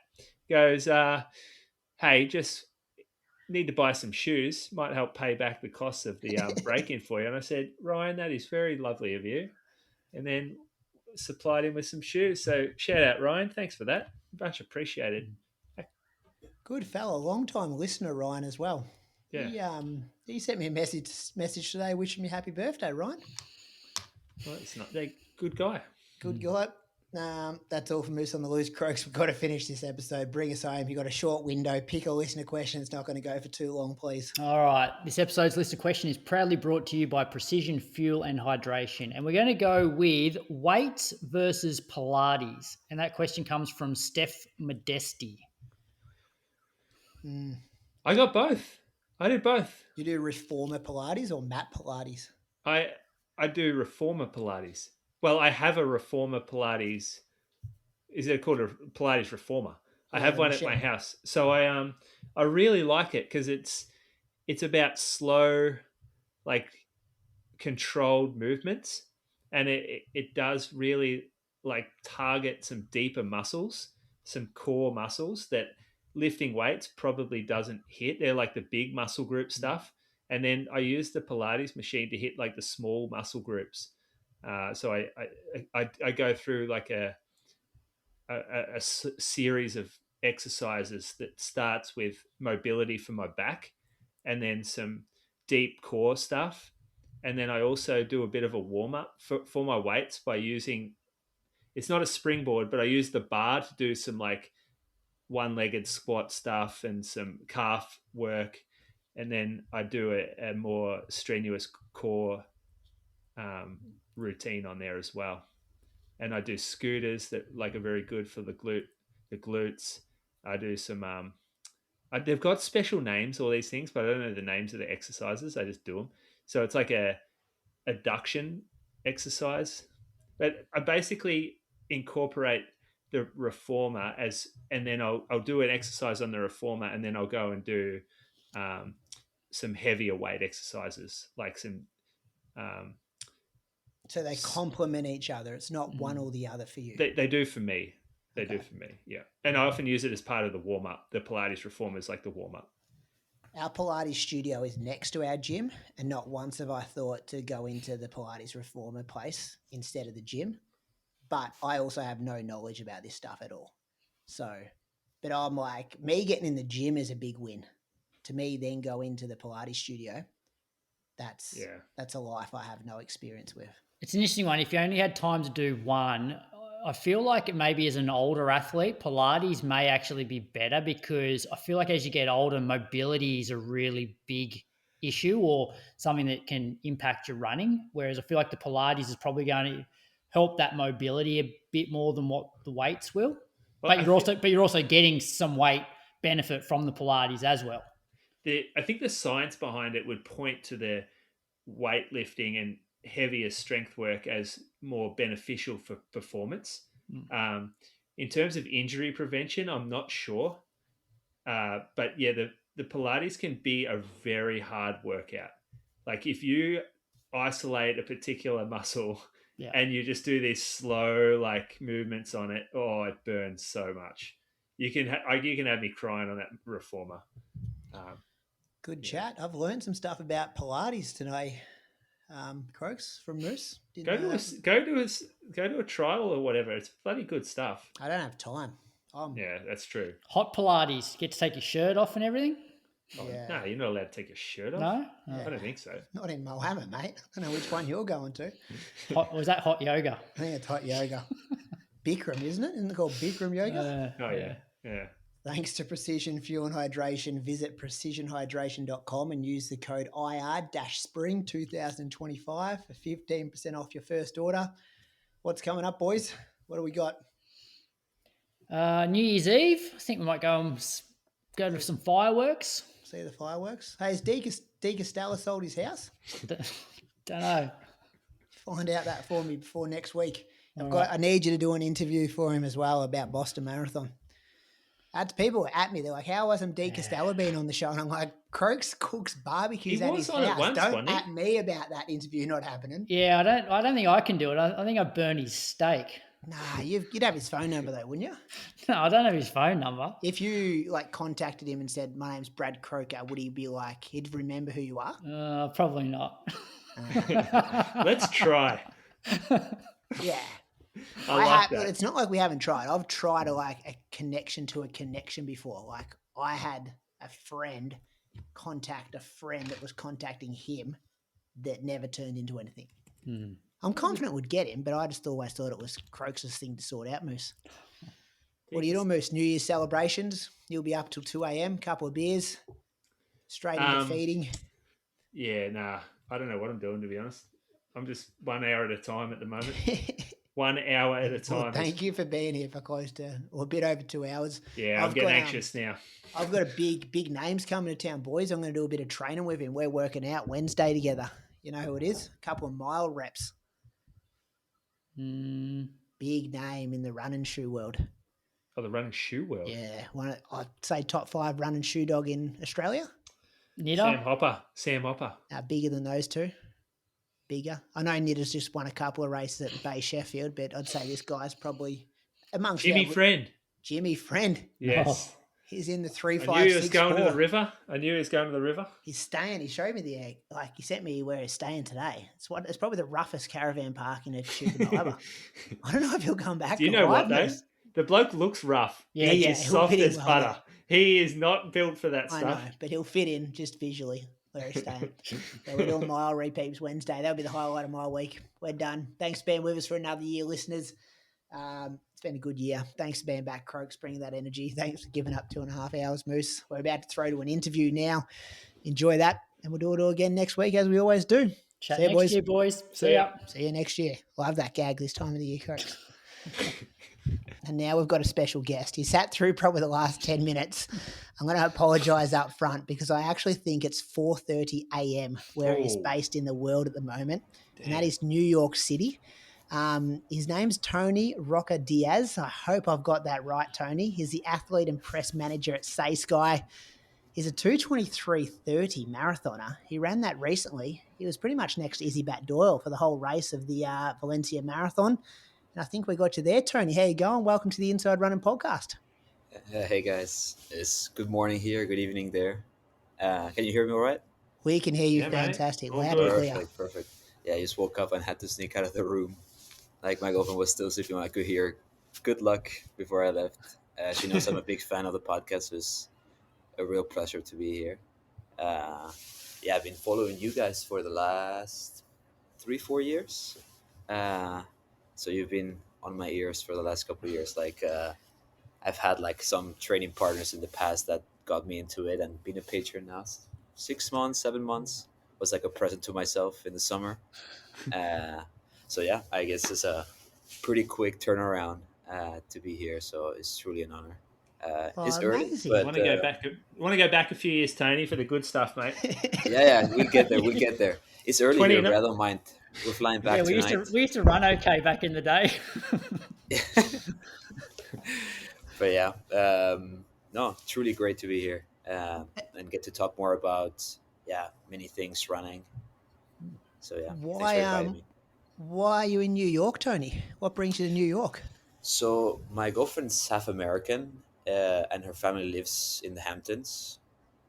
So last time I was in New York City was before, just as I was getting into running. So I've always had this image of running in Central Park and crossing the bridges. And I've never come here for the marathon. I've always been wanting to run here. So I've been just maybe running a bit too much for it being a holiday and a bit too quickly. All my kilometers have been I guess Croaks kilometers, like 40, 410. Um, so yeah, just gone to Central Park and running around. Uh, Now we're staying in Brooklyn, so there's this other park called Prospect. Uh, Trying to get a crown or something on Strava going, but every time I do a segment, like in 3:45, I'm like number 8,000. So it's never gonna happen. Um, no, but it's really cool to be here and just sense how much culture there is in the city for running, uh, and how much, for example, in Copenhagen, you can go for a run, and every time you encounter a runner, nobody says anything. Nobody says good morning or just a nod or anything. There is very much like business. Like you just cross each other, unless you know the person, you don't say anything. While here is like people will shout to you from the other side of the street, like "Good morning." Like now after the interview, I'll go for a run, and it'll be like 5:30, and everybody's going to shout at you like "Good morning" and "How are you?" You might even get somebody to like turn around and run with you, which I'm very not used to. But it's part of also like my Spanishness of like greeting each other, and so it's really nice. But in Copenhagen, if you ever get to go there, it's a bit more. Scandinavians are a bit more quiet and reserved. Good. Yeah. How'd the you mentioned you're dropping some 4-minute Ks. How did the body pull up after Valencia? I think you was it like a 15, a 17-second PB there? And tell us Yeah. more. No. We didn't get to see. I saw a lot of you in Izzi Batt-Doyle's YouTube video, but you spent a bit of time next to her. Yeah, I got the video sent quite a lot. Yeah, like the race was nice. Like I wanted to go there to get like a bigger swing. Like I was going maybe there to run 221. Um, so I found Easy at like kilometer 18, I think. She had gone with Jess. I could see in the video, because I was surprised to see her. I was like, she's gonna go quick. Like we went through halfway in 1:10:45, and that's where we just started to run together. Like she was not struggling, but I could see that she had gone from being 100 meters up the road to come with our group, which was smart because we were about like 60 people, and she was in a group with like two others, so I think she could see that there was a lot of people coming, so she let go of the gas and hopefully like catch a second wind in the group. So we ran together pretty much. Like for me, I was just like I've been following Easy for the last few years, so I knew like to look for the ASICS kit, because I was like, okay, I'm not too far from the Australian record, so there's probably going to be you know Jazz and Easy battling it out, probably a couple of others, like there was a Lona Salpeter there as well. So there was a few of these women that I was like, okay, like I know these are very strong women, so like if I stay with them, like my coach always tells me, like women are smarter at racing, like they know how Yeah. to race tactically, while men are a bit more maybe aggressive in the beginning, and then we pay off, like we pay in the Who's in second half. Sydney? Yeah. Yeah, Ego, so I was like, ego. You got yeah. less ego. Yeah, so I had to like just be mindful of that and just be like, okay, I couldn't see Easy the first half, so I was like, okay, I think this is my group. I could see we had a pacer for 111 through half. um, so 1:10:45 was pretty good, was more or less what I wanted to do, but at the same time, my that was my half marathon PB last year. Like, so it was pretty scary to like go halfway in my second fastest time in the half, and they just knowing that it's okay, this could turn out really badly. But having Easy there was a very, like, okay, I know I'm in the right place, I know she's very strong, so let's just without, I didn't say anything to her, but I think we just looked at each other, because at some point we kind of fell off the wagon at 24, 25. If you like, Valencia gets, that's the tough part, like coming back from 23 to 28. Like there's never an incline in Valencia, but that was maybe like a 1% up the whole way, enough to like, if you're already on the edge, that just kind of can throw you off and spit you out back in the group. So at that point we were like 3, 4 people trying to work together, and Easy was in the front, and I was kind of like trying to catch up to her and go in the front and go next to her. But I think we were going back and forth the whole time. Like if she was feeling better in a kilometer, she would just like pull out, and I would just, okay, let me just try to hang on here. And then she would like slow down a little bit, I would pass, and without knowing each other, I think we were both like probably looking at each other and making sure that it's like, I'm not going to let him go, I'm not going to let her go. But I was very mindful also not to be like, okay, I'm just going to sit behind her, right? I think she has a bit more on the line than I do. And I'm trying to not be as we pass by a table. I was like, okay, I'm going to move out of the way, like let her take her bottle, because in Valencia there's like the elite tables come like 200 meters before ours. So just like trying to be mindful of that. And then yeah, in the last 5K, 6K, it was just like she was sending it, and I was just like trying to hold on. I thought she was gonna drop me, and then with when we get into the blue carpet, I just start sprinting, like, or I'm trying not to cramp and being like, okay, now it's a race. Like she was just arms everywhere, and I was also like, just try to make it. And I think we came half a second from each other, just like on the other side of the carpet. Um, and yeah, I could see the whole thing of like she right away went up to the side and just shouted, just like, "Do you make it?" And just was like, "Yes." And then I walked away. So Alexi said hi to Alexi and be like, just walked away. You could see he was fresh. He was already with his jacket.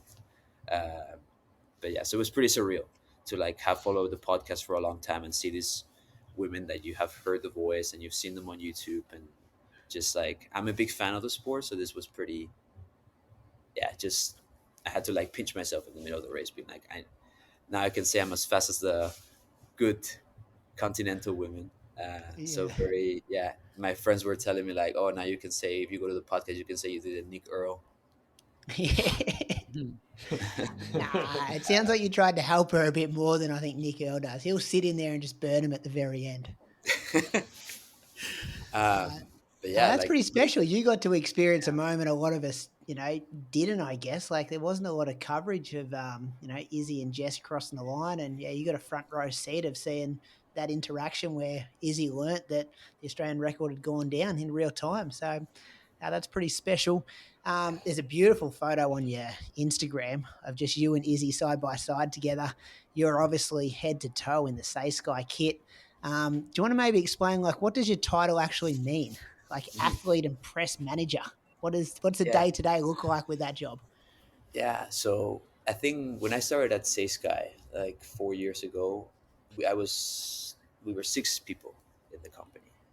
So our task has always been very. We've each of us was a bit of a Swiss knife, let's say. We like in the beginning it was a bit of marketing, um, but it was very general. It was kind of like to see where we each fit in, right? And very quickly I found out that I was not not necessarily very good, but very passionate and very driven by knowing running, right? Like I was very devoted. I was the one that listened to all the podcasts, and I don't watch Netflix. I'm a YouTube guy. So like I know, I started following Benny's running, for example, back in the day when he had like 2,000 followers, 3,000 followers, and I was, oh, look at this guy from England, and at that point he was living in Sweden. So like I've been consuming running media for a long time, and that's been kind of like a natural like way for me to go into. Um, but so I've also been very driven by performance in my own career, and at that point we were starting to form like a team of like semi pros that we sponsored, like a very specific type of of person that we sponsor, like that we call the everyday hero internally. This is people like yourselves. So all the three of you would fit into that category of like sponsored athlete that we're looking for, like somebody who has like an everyday life but has like an above average expectations of themselves in running, not necessarily time based, but just in terms of like how they structure their life. So like our athletes are people who have, I mean, they're still like 215, 214 marathoners, um, but they are people who have, they are nurses, they are doctors, they are teachers, they are everyday folk, but that have this like crazy drive to run quicker. Um, and these are people from all over the world. We have people in Denmark, in Ireland, in Japan. We have a big team. Um, so like the joke in the office is that they have to be people faster than me if they are men. So they are like, if I get getting quicker, then the athletes need to keep getting better as well. Um, but for now, it's only 18 seconds more. So they are, it's not a big thing that has moved. So my job is dual in that way. That's what's called athlete and press. So I'm in charge of, managing these athlete relationships and support them in any way that we can. Whether that's like, hey, I'm going on training camp, like, could you guys help me, you know, cover the flights or cover the stay? Could you help me maybe like I have this photographer that's coming with me to Fort Mall. Could you help me like pay this guy and then I can get all this footage? And so we try to like help in as much as we can from like the company at Saysky. Like we're growing a lot as a company, but we're still not in the level of the giants like the Adidas, the Pumas, the Nikes, and so on. So like we try to be smarter and maybe have a tighter, closer relationship to these athletes, and have it like more of a support system, and trying to bridge the gap between being a very good amateur that has like no sponsorship to the pros. So we've had many people over the years, like when OAC started, we had a couple of guys here from our European team that went on to from the European like Say Sky team to the on athlete team, and our contracts are made so that you can quit at any point. Like they are annual contracts or by or like every 2 years, but there's like a clause that says that you are welcome to break the contract at any point if anything arises. Right? This is good for them because we know that for many of them this is a stepping stone. Like many brands, we're looking at each other and we're looking at how athletes are interacting with the brand. So if On or Puma or New Balance took a few athletes from us a couple of years ago, uh, they are looking at how marketable is this person, right? Not only at how fast that person is running, but how is that person using the brand and talking about the brand and like experiencing running through the brand. And then they would be, oh, now that person, like I know right away if one of our guys goes from running 14:10 to 13:20, I know a brand is going to come knocking on the door. So whenever I receive a call from them, sometimes very sad, they tell me like, oh Tony, I've been having a great time here for the last 3 years, but Hoka knocked on my door. And I'm just like, you don't have to be sorry. This is exactly why we have the team, right? We have the team to help you guys, bridge that gap. Because for me, I don't understand the full game. I don't know everything about how sponsorships work, but I understand the human aspect of it. And that, of course, that this stepping stone is a thing for like going from a can you pay my flights to having a full ride for many years with a big brand. Um, so for me, I'm always like, celebrating that with them. That's for me is the goal is to get all of them to like, hey, if I can get you to go to world champs, great. But if I can get you to have like figure out your life in running and keep that going for many years at a very high level, that's the ultimate goal for me in the athlete manager position. Uh, then there's the press side. Oh, sorry, go on, continue. Yeah. Then there's the press side, which is kind of like the typical press, managing the storytelling of the brand from the outside perspective, and as well as managing all the launches from the press side. Um, this can be anything from our seasonal drops, the collabs that we have, like the one with Puma, um, and then helping translate more or less what runners want. So, like, listening to podcasts, talking to many people within YouTube, podcasts, uh, yeah, Instagram, like the big, like for example, ran to Japan, Jake. We started working with him about a year and a half ago before he joined Brooks. Yeah, Because he again, wore your I was stuff in Tokyo, didn't he? Tokyo Marathon exactly this year. Yeah. exactly. So like we started working with him, yeah, November, December, uh, 24, and just because I was like, wow, I can see like how just good this guy is, both like not only just in running, of course I could see like he was having a big trajectory, but also how good he is at storytelling, and um, just just how much he aligned with the brand, that like how we understand running, which is like we say we take the sport seriously, but we don't take ourselves seriously, right? And you could see him like being like, okay, when he was at the start line, he was going for a very fast time, but he was also very gracious and very like fun around it, right? Like he was like he's running this 200K weeks, or now nearly 300, but he's very like not carrying himself like too seriously. And so that's kind of what related to me. So we're trying to always try to figure out, okay, what is it that runners like Jake and other runners who are trying to like run faster, whether that's 210 or 310 or 410 for the marathon. What are these runners actually needing from us, and how do we communicate that in a way that comes across as very sincere and very authentic to them, right? This can be from the models that we choose. Like this in many times is runners from Copenhagen. Like it's people that are in my running group that I'm like, hey, you look pretty good, and you run. You're part of the community here, so of course I want you to be like. So for all the running shoes that we do are people that are part of the local community here. Like if we have a shoot in now, we have a shoot in the spring, in February in LA. So I've had to figure out, okay, who are the people there that are good runners, who are part of the community, uh, and that fit into the look that the brand is looking. Uh, so we're always going to look for that authenticity aspect that we feel like sometimes is lacking in the sport. Because for us, if I can speak to people like yourself and many people that speak it like that listen to this podcast, if I can speak to like this audience, um, then I know that I'll be doing a good job. um, Tony, it's Saysky, I guess, is not that popular in Australia. Are there plans to expand and so like people like Moose can stock your stuff in their stores?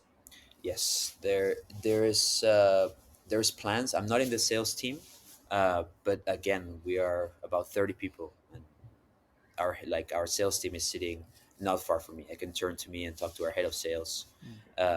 So I have an idea of what's happening there. I know um, we've spoken to like another retail company in Australia, um, I and that they will act as I our distribution. But I think Moose knows more about it than or more I've the placed an nitty-gritty order. stuff. I've placed Yeah, an order. Oh, it's coming, Moose. Because this was always the problem that I Yeah. see Chriso from Norway wearing Saysky, and I didn't even think it was an option for us down here.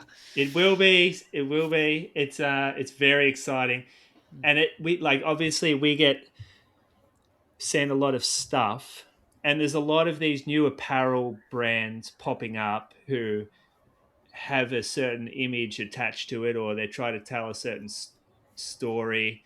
They're edgy or they're cool, but Say Sky, it's not pretentious, and there's a lot of those new brands are pretentious, I think, and they don't they don't hit with the runner. They might hit with a certain element of runner, but I look at Say Sky and I look at how a product's designed, and I'm like, a runner has designed this product. There's certain things on this piece of kit that only a runner would know why it's good to have this, and tiny little details where you're just thinking, okay, these guys, they get it, and it's done it's done well, that it's not overstated, like in terms of you're not out there looking like you're wearing a Gucci product or something like that. Like it's athletic, but it's classy athletic.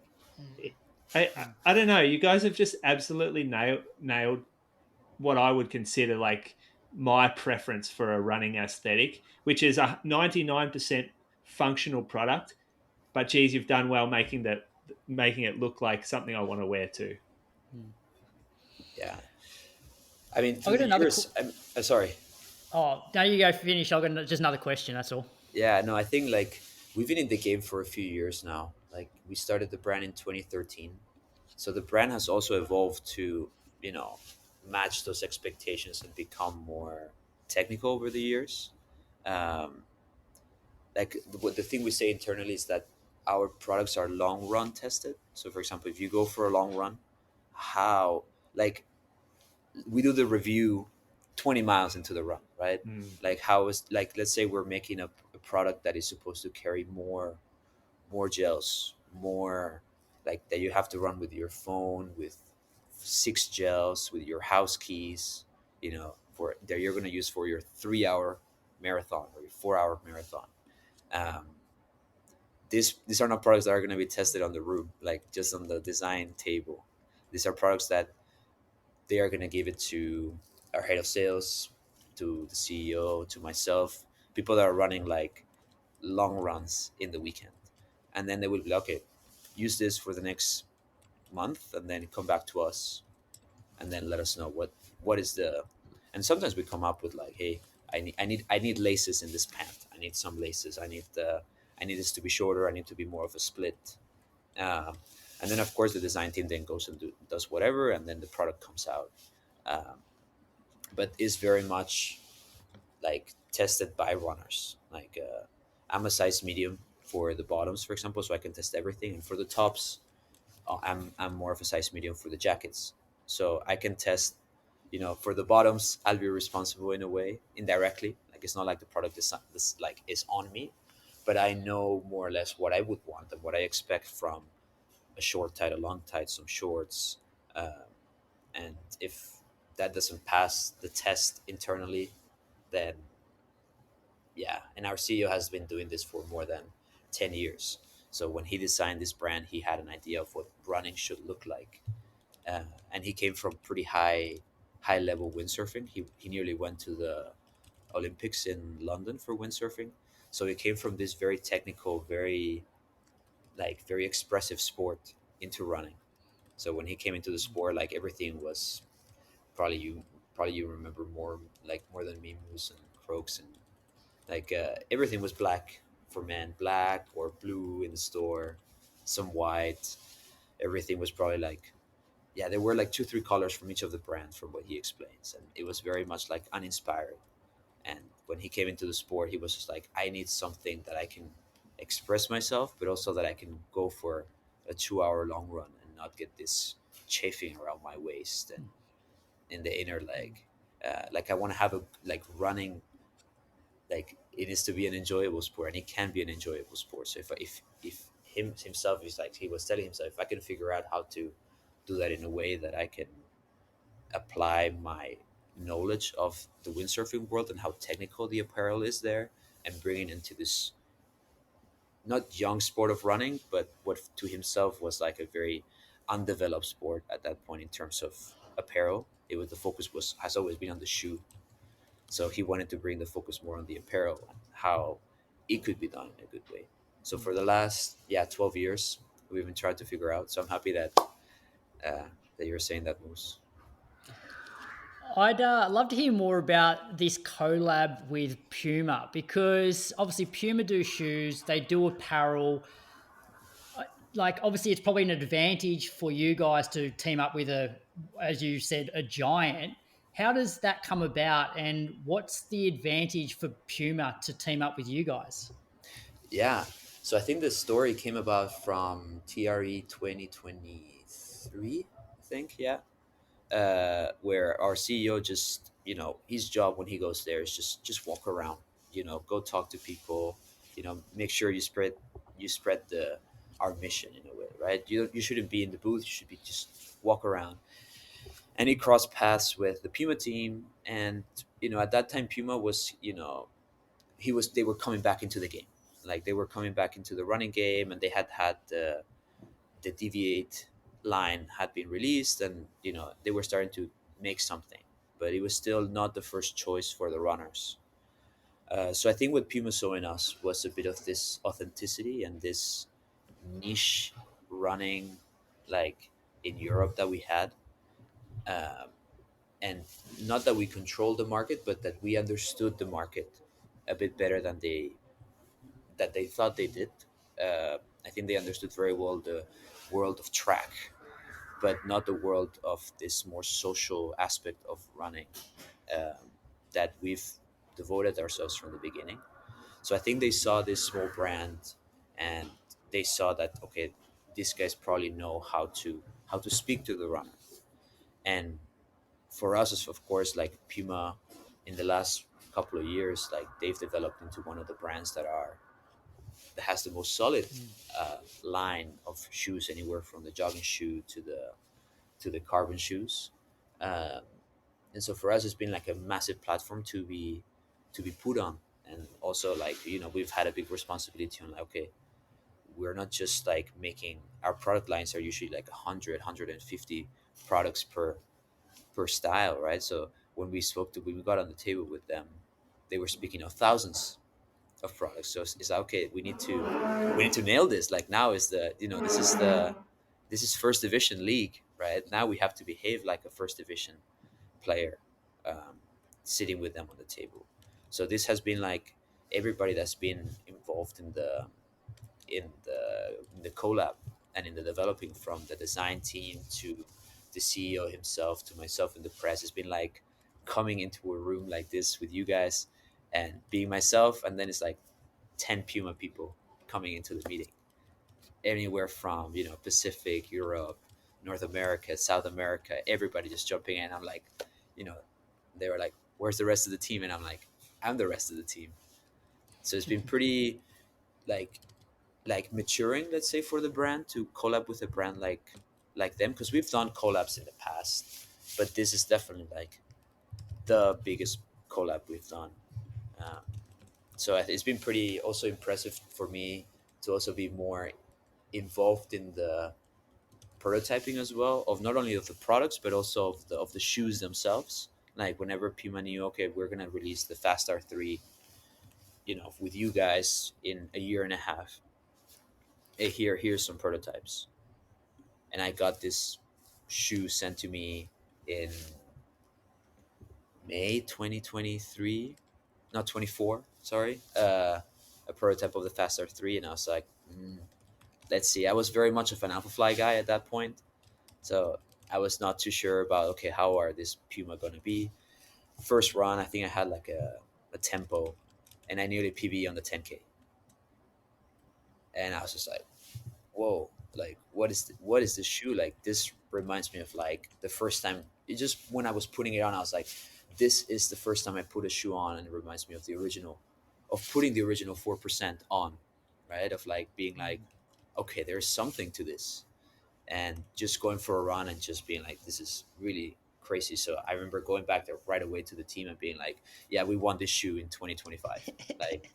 like of course I spoke to the CEO and I was like, this is the shoe, like please go try it. And yeah, like, so it's been a 2 year process, more or less, like a year, yeah, coming on to 2 years. um, but it's been like pretty amazing, because I think we tie in very well with Puma in both the performance fit but also this athlete driven innovation that they talk about. Like they use their athletes a lot in the prototyping, um, and that's something that also resonated with us, and as well as the culture of this, like, I don't know, the way they behave. And whenever I speak to people internally, it's just, yeah, you can see that it's not just a logo slapping for them. Like for them to just put Saysky in their products, that is more. It was more than just that. That it was more like they understood what our mission was in running, and they understood what they could bring into the table with their technology. Um, and I think it's like worked really well. And like I remember like seeing this wheel from them in the beginning, that it was like athletes, and then goes back to the brand, and then product, and then goes back to the athletes again. So the athletes for them are very very involved into the wheel of how a product should be made. And I was like, okay, this is a very corporate way of saying what we are saying, in a way, and the way I understand running. So right away I was like, there's something that's really click in this relationship. um, and yeah, it's not the last you've seen of Puma and Saysky. That's all I can say. Oh, that's exciting. Their new version of that shoe, that was one Chriso was talking about last week too, wasn't it, Moose? He's got his hands on it before you. I haven't seen it yet. I haven't Uh, even seen a sample of that. Not a good sign when he's got it on his foot and you haven't seen it. I wore the Fast R last week, first time. The Saysky Skull Colway, getting around my local town of 20,000 people. Tony, I've finally christened it. It was a nice ride and I really enjoyed that. Hey, very interesting insights hearing what it's like behind the scene. But my last question from me is back to you. What's 2026 marathon race entry scenes look like? You got a bib somewhere? We're going to chase that 221 somewhere again? Yeah, I got two races, and maybe you guys can give me advice, because they are both 2 weeks apart. One Oh, is and they're London Marathon. marathons. Okay. Yeah, one is London, and then the other one is Copenhagen, which is home turf, but it's also Danish Championships, which is always like a Ooh. great environment in the city. Like, and the race has become a bit better. So it's like, and London is April 26th, and Copenhagen is May 10th, I think. And I'm like going back and forth of like, okay, London gives me a better chance of running a quick time, but Copenhagen, there's nothing like sleeping in your own bed and eating your breakfast at home. The start line for me is 200 meters from my door, so I can head out with my backpack and just listen to my music, go into the tent. In Copenhagen, I also have like Elite B. Uh, like I can be in the Elite tent, and you get bottles on the course. Um, so there's like I'm going back and forth into like what could be the race, because London has the best chance of running quick, but Copenhagen gives you all this, you know, Yeah, home turf hometown hero advantage. vibes. Yeah. I Where feel would like a where would a 2:21 marathon get you in the Danish national championships? I think I'm assuming like some of the top dogs may or may not show up, but if everybody showed up, um, maybe eighth or ninth, Oh yeah, okay. Top 10 maybe national better. champs. what's the weather like in Copenhagen that time of year? Is it going to be cool? Because I feel like London's a bit hit and miss with the weather. I feel like it's Yeah, often quite hot. yeah. Oh, both of them are. Both of them are like that. Where, for example, this year I had London and Copenhagen this year as well, and I decided to do Copenhagen. I was there in London to pace a friend to sub 2:30. Ended up pacing Ned Brockman as well, uh, Oh yeah, just by chance. he had a good run. We got to give it He to had him. a That good was a run. good race. Yeah. Yeah. So I paced sub 2:30 there, and my friend ended up running 2:32, and then ended up going to Copenhagen, and it ended up being like a bit better. Like it was 18, 17 degrees, so not perfect, but it was definitely better than London. I'll, So I think it's I'll, a coin flip, because both of them tend to be, one year is cold wear, but like never cold, but it's like 15 degrees, and the next year is 23. I've got a Um, plan for you. I know Moose is going to London Marathon, so you and him tempo run 2 weeks before Copenhagen. Check the mhm. ego, Moose. Put I him. got to get an entry. I got to talk. Aren't you I got to going? talk to Tony. Moose needs some sleep. Aren't you going to London Marathon? But you Yeah, don't I'm have an going. entry. I'm going to London Marathon, but I don't have an entry to the race yet. So I've got to. It's not a I could, if Saysky or if Puma Tony gets me sponsored if race, Tony gets me an entry, I'll tempo as far as I can with him. and then go to Copenhagen and try win your national championships. That's what I would do. Yeah, because if it's a hot year in Copenhagen, so the best I've placed was fifth one year, and it was a hot year. And I think for me, it's not like I'm better in running, but I think I'm better at gaslighting myself, because I'm like, okay, you're from Spain. Like I'm half Danish, half Spanish, right? And I'm like, okay, you're from Spain. You're better in the heat than these Danes are, even though that has nothing to do with anything. Like I've been in Denmark for 12 years, but I'm better at gaslighting myself. Uh, so like maybe a hot year can get me in the podium, while a good year with that where people time trial, then that gets me maybe eighth or ninth. Yeah, we want bad year. We want like Boston, Des Linden, Yuki Kawauchi kind of years. All the Yeah, soft people stay home. You're on the podium. Moose has set you up with fitness, tempo, and a London Marathon 2 weeks before. This can work. We've got somewhere tonight, fellas.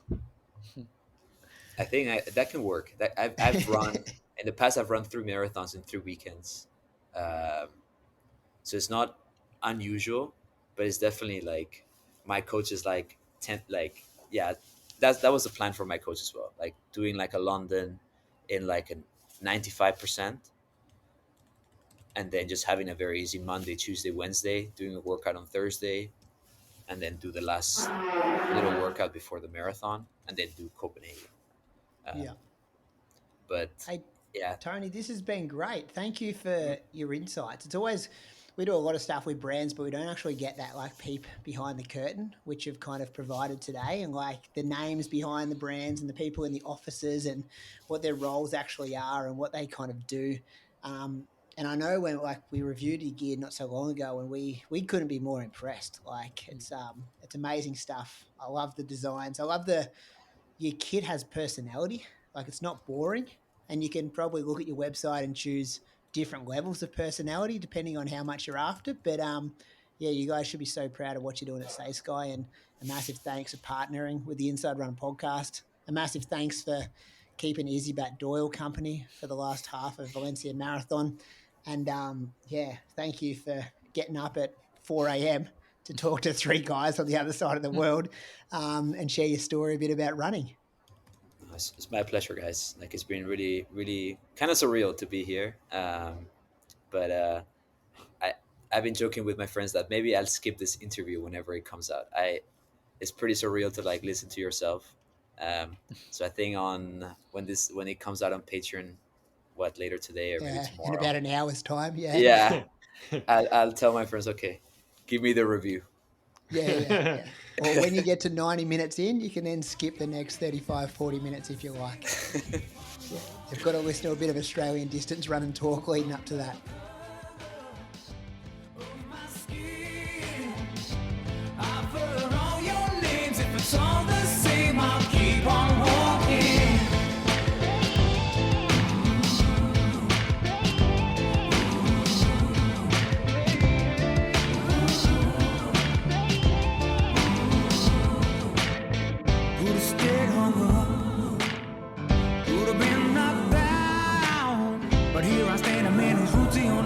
And I'm gonna hold my head up high. I was told as a young man, doesn't matter if you're white or black. Just show love to everyone you meet. Doesn't matter if it don't come back. Undercover.